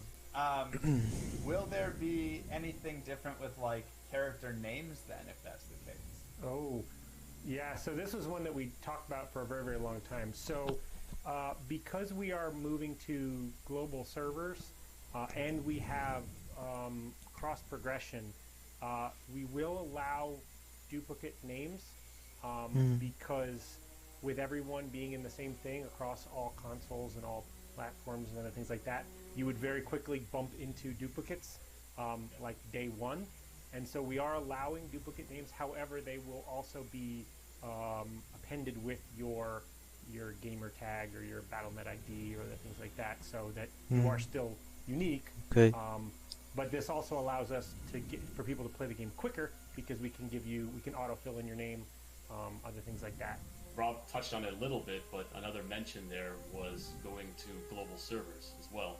So this is a new thing we're doing, where the concept of US West, US East, Asia regions, and EU are no longer going to be a thing in terms of like being on separated servers. So now, for the push for a global play with Diablo 2, you can now be able to join across people around the world.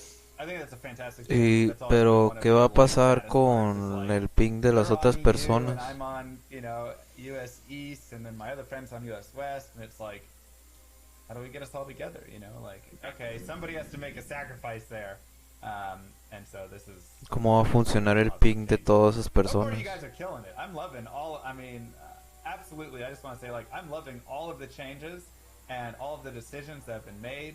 It feels like you're really respecting the integrity of the game, but really bringing in a lot of that quality of life, because Diablo 2 just had some of those pain points like muling and separate servers and all of that. So I just want to throw that out there really quick. There's a lot of love and care going on into this. Like we're very passionate about Diablo 2. You know, I can even give you a little anecdotes of when I started on the team. I was asking around too. Naturally, as a designer, I want to know as much as possible about this game in order to make good decisions on a remaster. So I asked around, like, what kind of files and leftover archives do we have from before, from Blizzard North? And I was told, like, I was given some, and like this, I was told that was it, which I quickly disbelieved, because I like to just do my own little digging arounds to find out things. So I dug around a lot in a lot of archives, and I looked around in different teams as well, because naturally a game from 20 years ago, people have moved on different teams, and like, where has data moved around across our other games across Blizzard. So it was within folders, I like to say, that I found a lot of old source files from Diablo 2. A lot of things, like within folders of saying stuff we should archive. And there was a lot of stuff to archive indeed, because there were a lot of things, like we're talking like model source files, old tools that Blizzard North used to create like the sprites and things like that. All these things I spent months and months organizing and communicate that out to the team, and help getting Blizzard library team and other people to help out too, to help share as much information as possible, which helps a lot with when we're adapting some of these models and whatnot and making new art out of it, because, you know, sometimes those pixels aren't good enough, and if we have some kind of source model to look at, if we have it, now we can make even closer decisions. On that day when he found that, I think that really helped me greatly. Like, we sent all of that imagery, even the models, I think we sent over to the outsource teams and different art teams, which they used as like a stepping stone. The only piece of art we actually reused one-to-one were Tyrael's wings. So we actually took the Tyrael wings from the old Max file and then just repurposed that for hours. Like, we did very little work, very little modernization of that. We just made it work. But yeah, we did follow a lot of the rules that the old game actually used. For like another example is the succubus, in which I think the old Blizzard North model, they reused the assassin mesh for the body, and we do the same thing. We use our assassin mesh for the succubus. Yeah, a lot of fun discoveries that we're actually kind of making the same decisions on in interesting ways. Another example too, like, is because we found a lot of stuff. There's a lot of old texture files for some environments on the game. So another example is like the walls you see in the Act 2 tombs with those kinds of like paintings on them are the same textures we're using because we found the source files for those. Any symbology we have questions on, we always like jump into that archive, try to find some kind of source or reference or something, and we just reuse it as much as possible. We want this to be as true as possible. That can even carry over to the cinematics too, you know, like a lot of the cinematics cover the same locations. Think of like Tal Rasha's tomb with Bale in front of it, and there's all those ruins going on behind him. Finding sources like that to try to match as much as possible was a goal, and I'm glad to say we did find those kinds of things, and they're matching it very well. So it's helping our cinematics too. There was even concepts we repurposed. Like, we found a couple concepts that were amazing from 20 years ago. The Bloodhawk and the Bloodhawk Nest, and we used that completely to rebuild our new asset. I mean, that's fascinating. I feel like I could just sit here for hours and hours, days, as you guys talk through every single thing you found in the source files. I could too.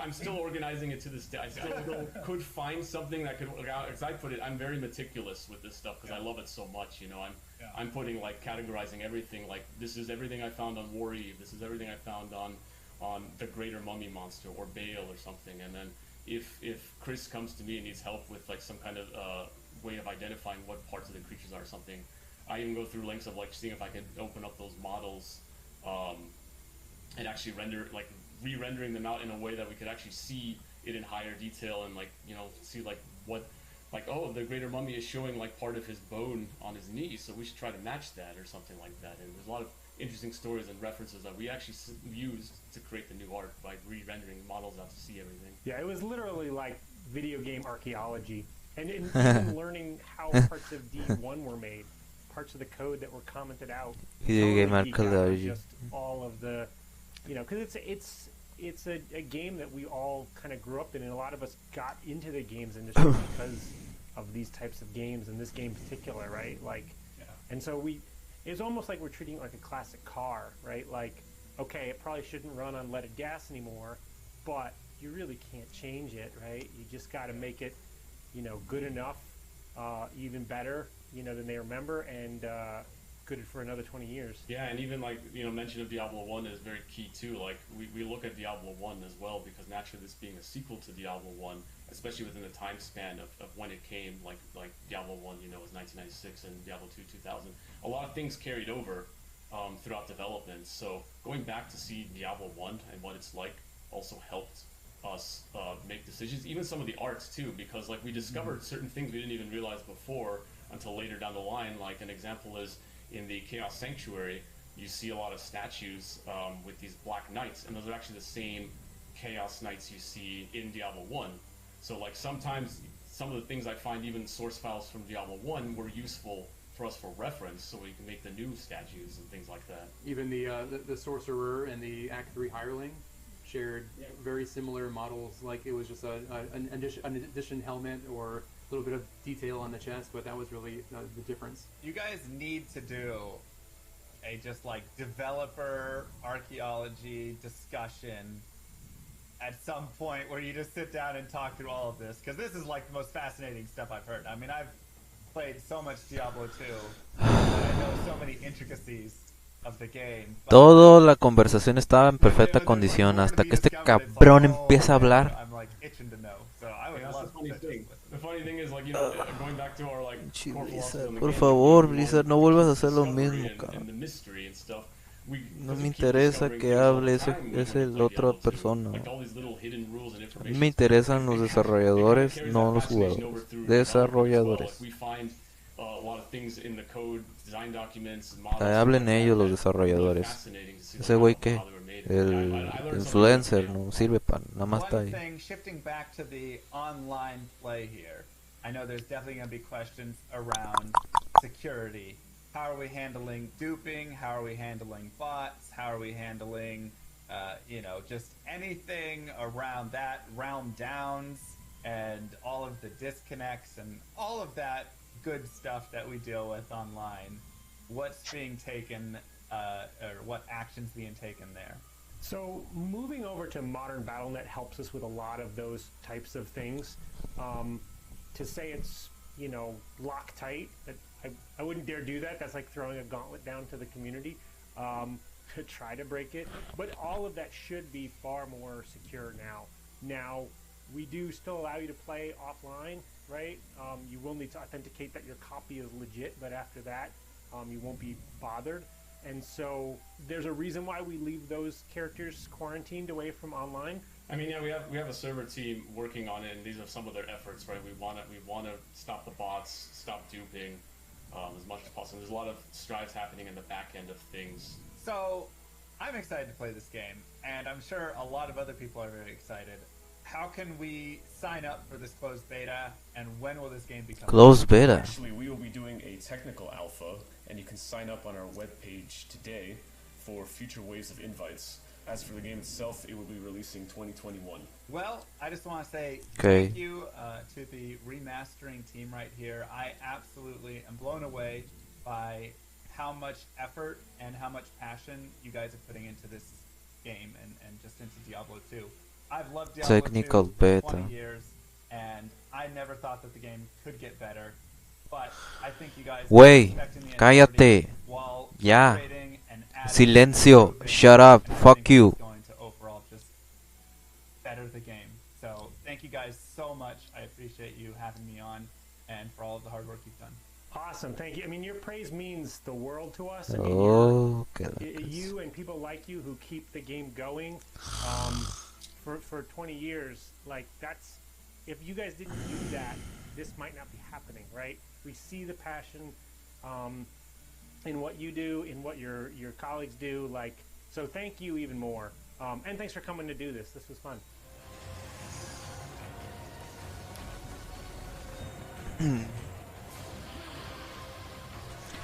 Hay unos aspectos que observé sobre los personajes femeninos. Me di cuenta que censuraron un poco de sus vestimentas.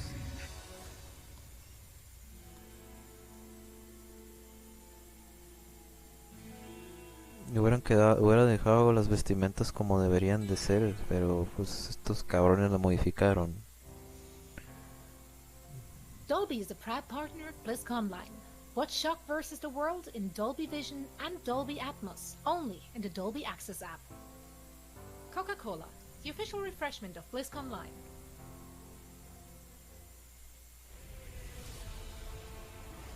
Blah blah blah blah blah blah blah blah blah.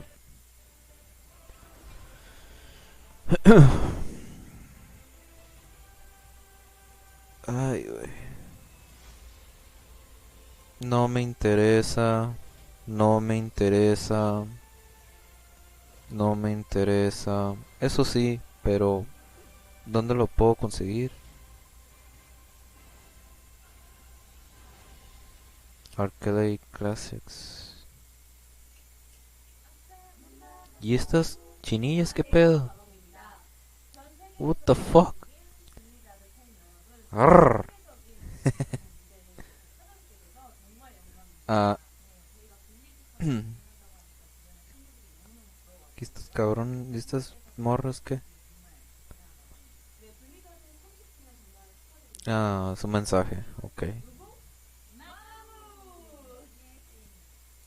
Oh, copyright, sorry. Ok.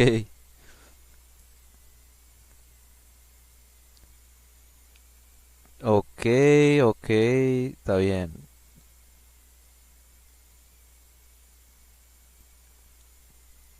Bueno. Lo puse en silencio porque pues posiblemente me pongan copyright, así que vamos a comentar acerca del wrap up de todo el día mientras vemos unas chinitas sensuales bailar. No son chinitas, son no, son coreanas. Coreanas. Dije coreanas, ¿ok? Ok. Mientras vemos unas coreanas bailar. Ok. Ya, corregido. Bien. ¿Qué es lo que han presentado? De de todo este día, de todo lo que han presentado y puesto. En verdad no estoy sorprendido, pero solamente estoy sorprendido con la versión de remasterizada de Diablo 2, nada más. Todo lo demás, lo que sí me decepcionó bastante es Overwatch 2. Yo pienso que Overwatch 2 debería de ser... yo pienso que la franquicia de Overwatch debería ser actualizada.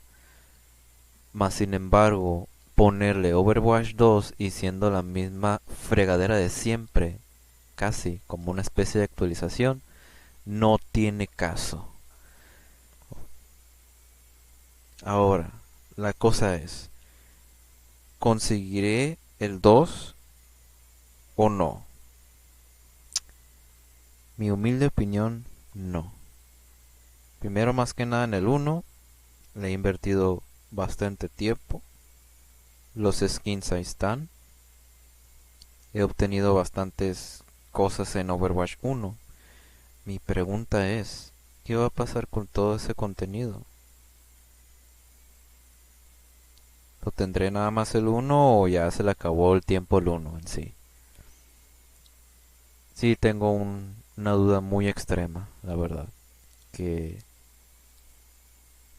yo siento que Overwatch 2 no debería de existir. Con la forma como lo presentaron. Siento como una actualización, no una secuela. Así que por lo pronto no estoy interesado en el Overwatch más que el que tengo ahorita. World of Warcraft. Pues World of Warcraft siempre ha sido algo que ya me había alejado de hace muchos años. Conozco otros MMORPG mucho más más ¿cómo se dice? Más inmerso, o sea, que sea algo inmersivo. Yo soy un fan de de Final Fantasy. Así que a ver si le puedo poner el audio, va a ser que sí. Blizzard Communities, 30 years of Blizzard games. I'm super excited to be able to share with you where our adventures are taking us next. We have a special surprise for you today. Let's check it out. Well, what a day. I always love seeing those Blizzard cinematics and, of course, hearing all the latest updates from our dev teams. We're excited to unveil our first major content update for Shadowlands, Chains of Domination. Soon, you'll be able to revisit Outland yourself when beta starts and tell us what you think. With Classic revisiting the past, now let's take a look to the future and explore the first expansion of the year of the Griffin. The mantra for Diablo 4 has been customization first, and the rogue takes us to a whole new level. We really want Overwatch 2 to feel like the next evolution, a true sequel to the first game. After more than 20 years, the Dark Wanderer has returned. From epic performers of BlizzCon's past, Metallica, to our endlessly talented voice actors. I swear to my queen. Or to quote my dear friend, nerf this. Oh, why is the shield not breaking, McCree? to Blizzard founders. I remember when there was a game out there that we liked, we always wanted to show that we could create something even better. To the greatest StarCraft legends of all time. This is such a devastating amount of damage. It is Eso es todo lo de estrategia que pusieron. Again, please check out the activities Nada de waiting for StarCraft, you on nada. BlizzCon.com. Nada nuevo de Enjoy the StarCraft, discussion nada nuevo de on your estrategia, favorite nada social nuevo media del channels. género de estrategia de PC. Tomorrow is Nada. all about leaning Nada. into our global ¿Qué community, pedo? starting with responses to your questions and comments from today. Then our truly amazing community showcase built from all the epic brilliance of all of you. We hope we have segments planned that capture your interest. And if you happen to love Diablo and or D&D, please check out Qué curioso, no pusieron el Immortal, no lo pusieron aquí en el día 1. Curioso. It breaks away into thousands of tiny frozen bone fragments. Thanks for tuning in to day 1 of BlizzCon Line. See you tomorrow. ¿Y el Immortal qué? What the fuck? No dijeron nada del Immortal. Lo dejaron a un lado. Ay, güey. StarCraft 0. Noticias de StarCraft 0. Noticias de género de estrategia 0. Heroes of the Stone está olvidado. Ay, güey. Y el juego móvil de Diablo Immortal, pues nada más presentaron unas cosillas, pero no lo mencionaron ahorita en el final. Ay, qué curioso. No, hombre. Tengo 2 compañeros de escuela que conocieron juegos de estrategia para PC con StarCraft. Yo creo que han de estar, si ven esta madre, van a estar súper decepcionados. Bueno, yo no estoy decepcionado. No estoy decepcionado con la presentación, pero sí estoy como un poquito así, medio sí y no. Lo bueno, el Burning Crusade, la expansión de Burning Crusade de WoW Classic ya se esperaba. ¿Qué más?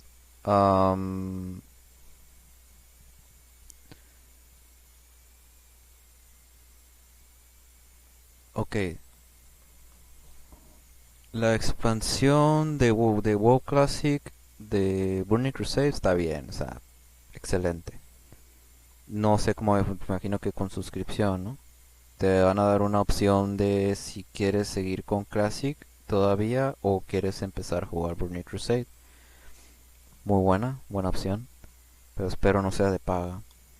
Ok, Hearthstone no me interesa. No me interesa Hearthstone. Así que no le puse mucha atención. Bastantes noticias de Diablo. El Diablo 4 y la presentación de Diablo 2 Resurrected. Uff, excelente. Es lo único bueno que existió en BlizzCon. ¿Qué más? Overwatch 2. Pues bien. Pues no estoy así como que, ay, me interesa. La verdad me interesan los monos, entonces no. No es, me quedo pensando, bueno, ¿qué va a pasar con el 1? ¿Qué va a suceder con el 1? Ni idea. Y el otro, StarCraft, Fear the Stone, Warcraft de estrategia, juegos de estrategia. ¿Dónde están los juegos de estrategia? ¿Dónde quedó el género de estrategia en PC? ¿Dónde quedó? ¿Qué pasó con eso, Blizzard? Blizzard, tú te fundaste con juegos de estrategia de PC.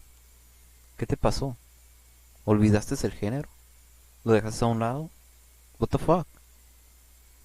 ¿StarCraft? ¿Algo de StarCraft? Nada. Heroes of the Storm? Nada. Warcraft de estrategia? Nada de estrategia. What the fuck? A ver, vamos a ver el supongo que tiene repetición. No sé. Deja checo. Es la ceremonia de apertura. StarCraft Legends, creo que no lo vi. Nada más lo de estrategia era a las 3:05. Supongo que era ¿cómo se llama? Un torneo, supongo. Esta es la caricatura. Sí, es un torneo. Sí, es todo lo que es todo lo que pusieron en StarCraft. Un torneo. Nada más un torneo. Un fucking torneo. What the fuck. Y ya fue todo. Esto es lo que pusieron de estrategia, nada más.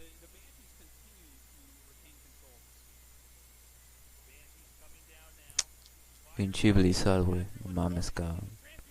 Blizzard. Blizzard. Escúchame, Blizzard. Tú, como compañía, güey.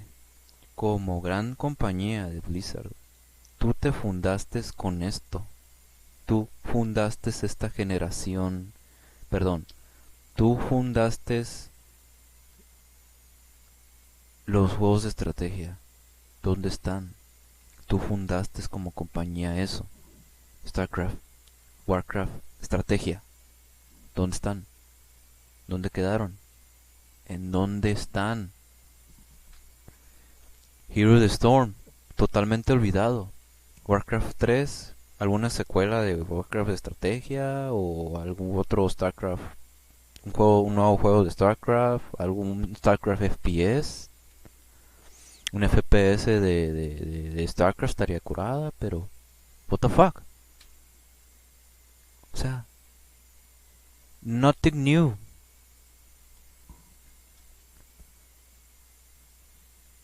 Nada nuevo de juegos de estrategia para PC. Nada. A mí se me hace que ese género está totalmente muerto. Murió ese género, la neta. Bueno, para Blizzard. No sé, para otros no conozco yo. Pero Blizzard se fundó con juegos de estrategia para PC desde un principio. ¿Dónde quedaron? ¿Dónde se fueron? Solamente pusieron anuncios de Diablo, pero ¿qué onda con la estrategia? What the fuck? Chale.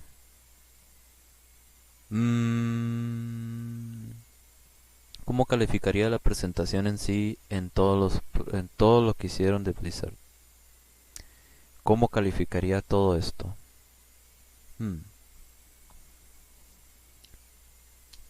¿Estoy sorprendido?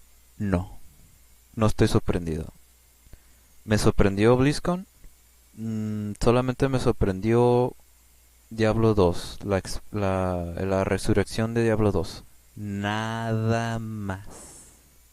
Es todo lo que me sorprendió. La resurrección de Diablo 2 nada más me sorprendió. Diablo 4 está bien, pues está curada, ¿no? Pero en sí estoy un poquito... Ay, en serio. Lo que sí no me agradó fue la presentación cuando estaban platicando los desarrolladores sobre Diablo 2 cuando estaban presentando, ¿no? El juego en sí. Estaba un cabrón que es un influencer de que según, ¡ay, yo juego mucho Diablo 2 y quisiera ver cómo está esto y a ver que tengo muchas preguntas, tengo deudas y todo eso! ¿Eso qué? Deja que los desarrolladores platiquen, que hablen y biche. Ellos son los verdaderos jugadores, no tú. Pinche influencer. Ese güey la regó. A mí me enfadó escuchar a ese cabrón más emocionándose. Uy, lo nuevo y esto que otro. Tú cállate, cabrón. Déjalos a los developers hablar. Yo no sé por qué pusieron eso, pero me molestó un poco eso sí. Ahora, Blizzard me sorprendió. Solamente Diablo 2 me sorprendió. Es todo lo que me sorprendió, nada más. Diablo 2. World of Warcraft me sorprendió más Arthas. Cuando salió Arthas. Ese güey estaba bien muerto. Ese güey, ¿qué está haciendo ahí? Ay, güey. Pinche Arthas. Inmortal. La expansión de Burning Crusade de Warcraft Classic. Yo digo que sí voy a regresar a esa expansión de Classic. Tengo muchas memorias bien chingonas de Burning Crusade. Eso estaría un plus. Hearthstone no me interesa. Como decía anteriormente de Hearthstone. Tengo una iPad. La iPad tiene un iPad que necesito reparar. A ese iPad lo voy a utilizar para Hearthstone. Nada más me interesa Hearthstone para jugarlo móvil. Y jugarlo de una forma casual. No competitivo. Diablo. Está el 4, el Immortal y el 2. Pues casi toda la BlizzCon del día de hoy es puro Diablo. Estuvo bien. Muy buena presentación. Diablo 2 regresó. Excelente. Muy bien. Muy bien Blizzard con Diablo 2. Nada más. Y Overwatch 2. Tengo sentimientos como que no sé si o no estoy emocionado. No. Overwatch 2 no me emocionó. Más estaba viendo como que esto no es una secuela. Es una actualización, no una secuela. El Diablo 2 también es una actualización, pero espero no la riegue Blizzard, que lo haga bien su trabajo. Ya veremos. Ahora otra cosa. Y ya para finalizar totalmente el video en sí, para terminarlo y acabarlo. ¿Dónde están los juegos de estrategia para PC? El género de estrategia, lo que se fundó Blizzard desde sus antaños. Juegos de estrategia de PC, ¿dónde están? What the fuck? StarCraft, Heroes of the Storm, Warcraft de estrategia, ¿algún otro juego nuevo de estrategia? Nada. Cero. Chale. Yo tengo dos amigos que son muy jugadores de PC de estrategia desde hace muchos años que he conocido yo. De hecho, a esas personas, a ellos dos los conocí con StarCraft. Yo jugaba con ellos StarCraft en un café internet. El género de estrategia de PC muerto. Está muerto. What the fuck? Muerto. Bueno, no está muerto. O sea, yo me refiero al género en sí. Como que no hay tanto pegue. Como que no vende mucho. Solamente vende los MOBAs. Como el League of Legends. Como el Dota 2. Para ellos es esos juegos de estrategia. Para mí no. Para mí esos son Battle Arenas. Pero ya olvidando ese tema. Blizzard, te olvidaste de tu... Blizzard, te olvidaste de tu fundación. ¿Cuál? Juegos de estrategia para PC. Nada de eso. Pinche Blizzard. Vales pa' puro gorro. Bueno, ya. Soy... Pues sorprendido no estoy. Estoy un poco entre un sí y un no. Entre un me sorprendí y un como que no sé. Pinche Blizzard. Ahora. ¿Ganaste el reto, Blizzard? El reto que te puse en Face. Sorpréndeme. ¿Lo ganaste, sí o no? No. No lo ganaste en sí. No me sorprendiste mucho. Solamente me sorprendiste con Diablo 2, Resurrección y... ¿qué más? Nada más. Arthas, el regreso de Arthas también me sorprende un poquito. La expansión de Burning Crusade de WoW Classic, pues no me sorprendió, ya se esperaba. Nada más la resurrección de Diablo 2. Es todo. Y lo demás, Y lo que más me interesaba, a mí lo que más realmente me interesaba, que era, ay, güey,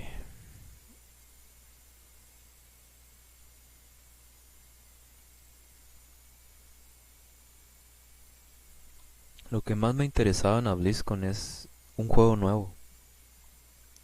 Quería un juego nuevo, yo quería un juego nuevo, la neta, un juego nuevo o un género nuevo, no, o un juego nuevo sobre un StarCraft de First Person Shooter, algo referente de StarCraft, um, algo, digamos, como la otra vez que anunciaste Heroes of Storm, algo así, ¿no? ¿Qué esperaba? ¿Qué es lo que yo esperaba de BlizzCon? Un juego nuevo. Eso es lo que esperaba yo. Un juego nuevo que me interesara. Pues solamente lo nuevo sería Diablo 2, pero lo demás no. Simplemente no presentó algo que me emocionara en sí. Nada más Diablo 2 es todo lo que me emocionó. Lo demás, puro rehash, puro recycling. Puro recycle. Ya me tiene cansado. Bueno, pues es todo por hoy. Dejemos esto para otro día. Mañana, ¿qué habrá para mañana? A ver. ¿Qué calendario hay para mañana? 20 de febrero sería World of Warcraft Q&A, Community Showcase. No sé cómo lo vayan a presentar. Va a ser a la 1 de la tarde. Hacer Critical Role Diablo Campaign. What the fuck. No sé qué sea eso. Y ya sería todo. A Critical Role. A Critical Role Diablo Campaign. No sé qué sea eso. ¿Qué hay para mañana de Q&A, Community Showcase, The Evolution of Troll, Cooking Workshop? Qué loco. Q&A, Art Studio, Community Showcase a la 1 de la tarde. Okay. Diablo Hype Motor Part 1, Community Made Creation in the Workshop, Crafts with Soul, Artists at Work, Carbo Animation, no. In-Game User Generated Content Showcase. Ah, qué curioso. Overwatch League Shows. Nada más me interesaría ver de todo esto el Diablo Q&A, que sería a las 12 de la mañana.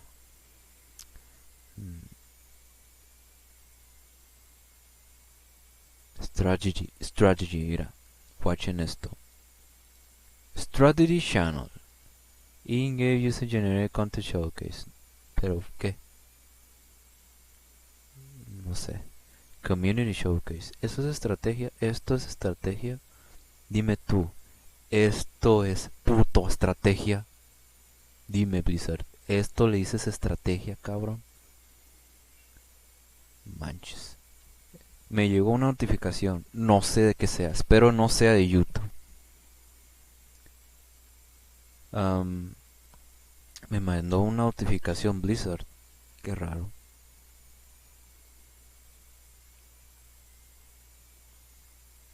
Oh, es la notificación de Hearthstone. Del nuevo contenido de Hearthstone. De los...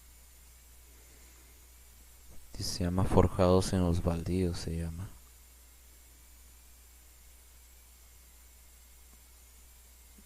No, gracias, Blizzard.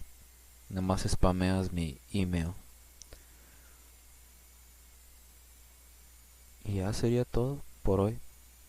Mañana veré otra vez BlizzCon. Pues nada más vería el Q&A de Diablo, nada más. Lo demás no me interesa más. Y lo que sí me interesaría es ver esto y el Community Showcase también estaría bien. Lo demás como que no estoy interesado ni en World of Warcraft, ni Hearthstone, ni Overwatch Community 2 tampoco. Esto estaría bien, lo del High Mother, pero estos dos de mañana los vería, entonces mañana a las 12 sería.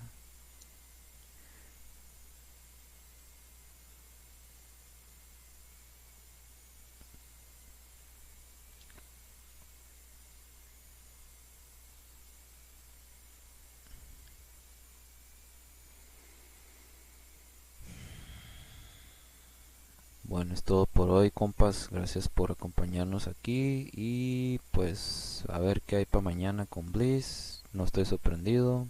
Así que corto la transmisión y voy a seguirle. Pues ya se va a acabar el día. Así que voy a hacer unas cosas de mandado y tengo que ocuparme de algo.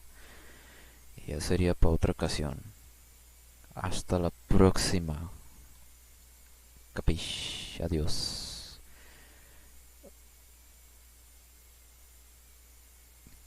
Qué curada. Me mandaron. Pude hablar con 2-3 personas en YouTube. Qué curada. Me hace muy chido que estas 2-3 personas hayan venido a mi YouTube y hayan comentado acerca de esto. La verdad que me dio gusto verlos conocidos de 2 personas por lo menos. Porque no mucha gente entra aquí a ver, de hecho.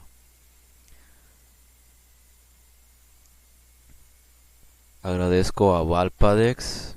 Agradezco a... ¿quién más? Agradezco a Christian Gamer. No recuerdo quién sea, pero... gracias a Dios pude hablar con 2 personas. Voy a ver sus perfiles. Los voy a checar. Y pues los voy a agregar, ¿no? Pues una vez para que vayan conociendo qué onda. Que es a qué me dedico a hacer este canal. El canal de YouTube y el canal de Twitch y mi canal en sí no es de creación de contenido, es nada más para grabar mis gameplays en internet. Todo está en inglés.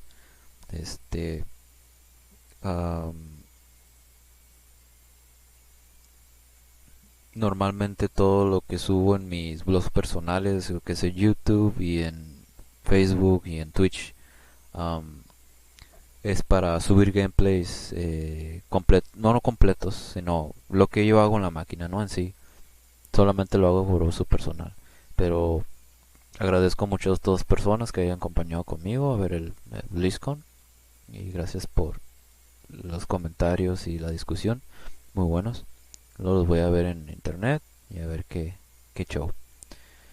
Sale, entonces todo por hoy. Y nos bochamos. Voy a poner mañana... no sé si poner el stream mañana de BlizzCon todavía o no.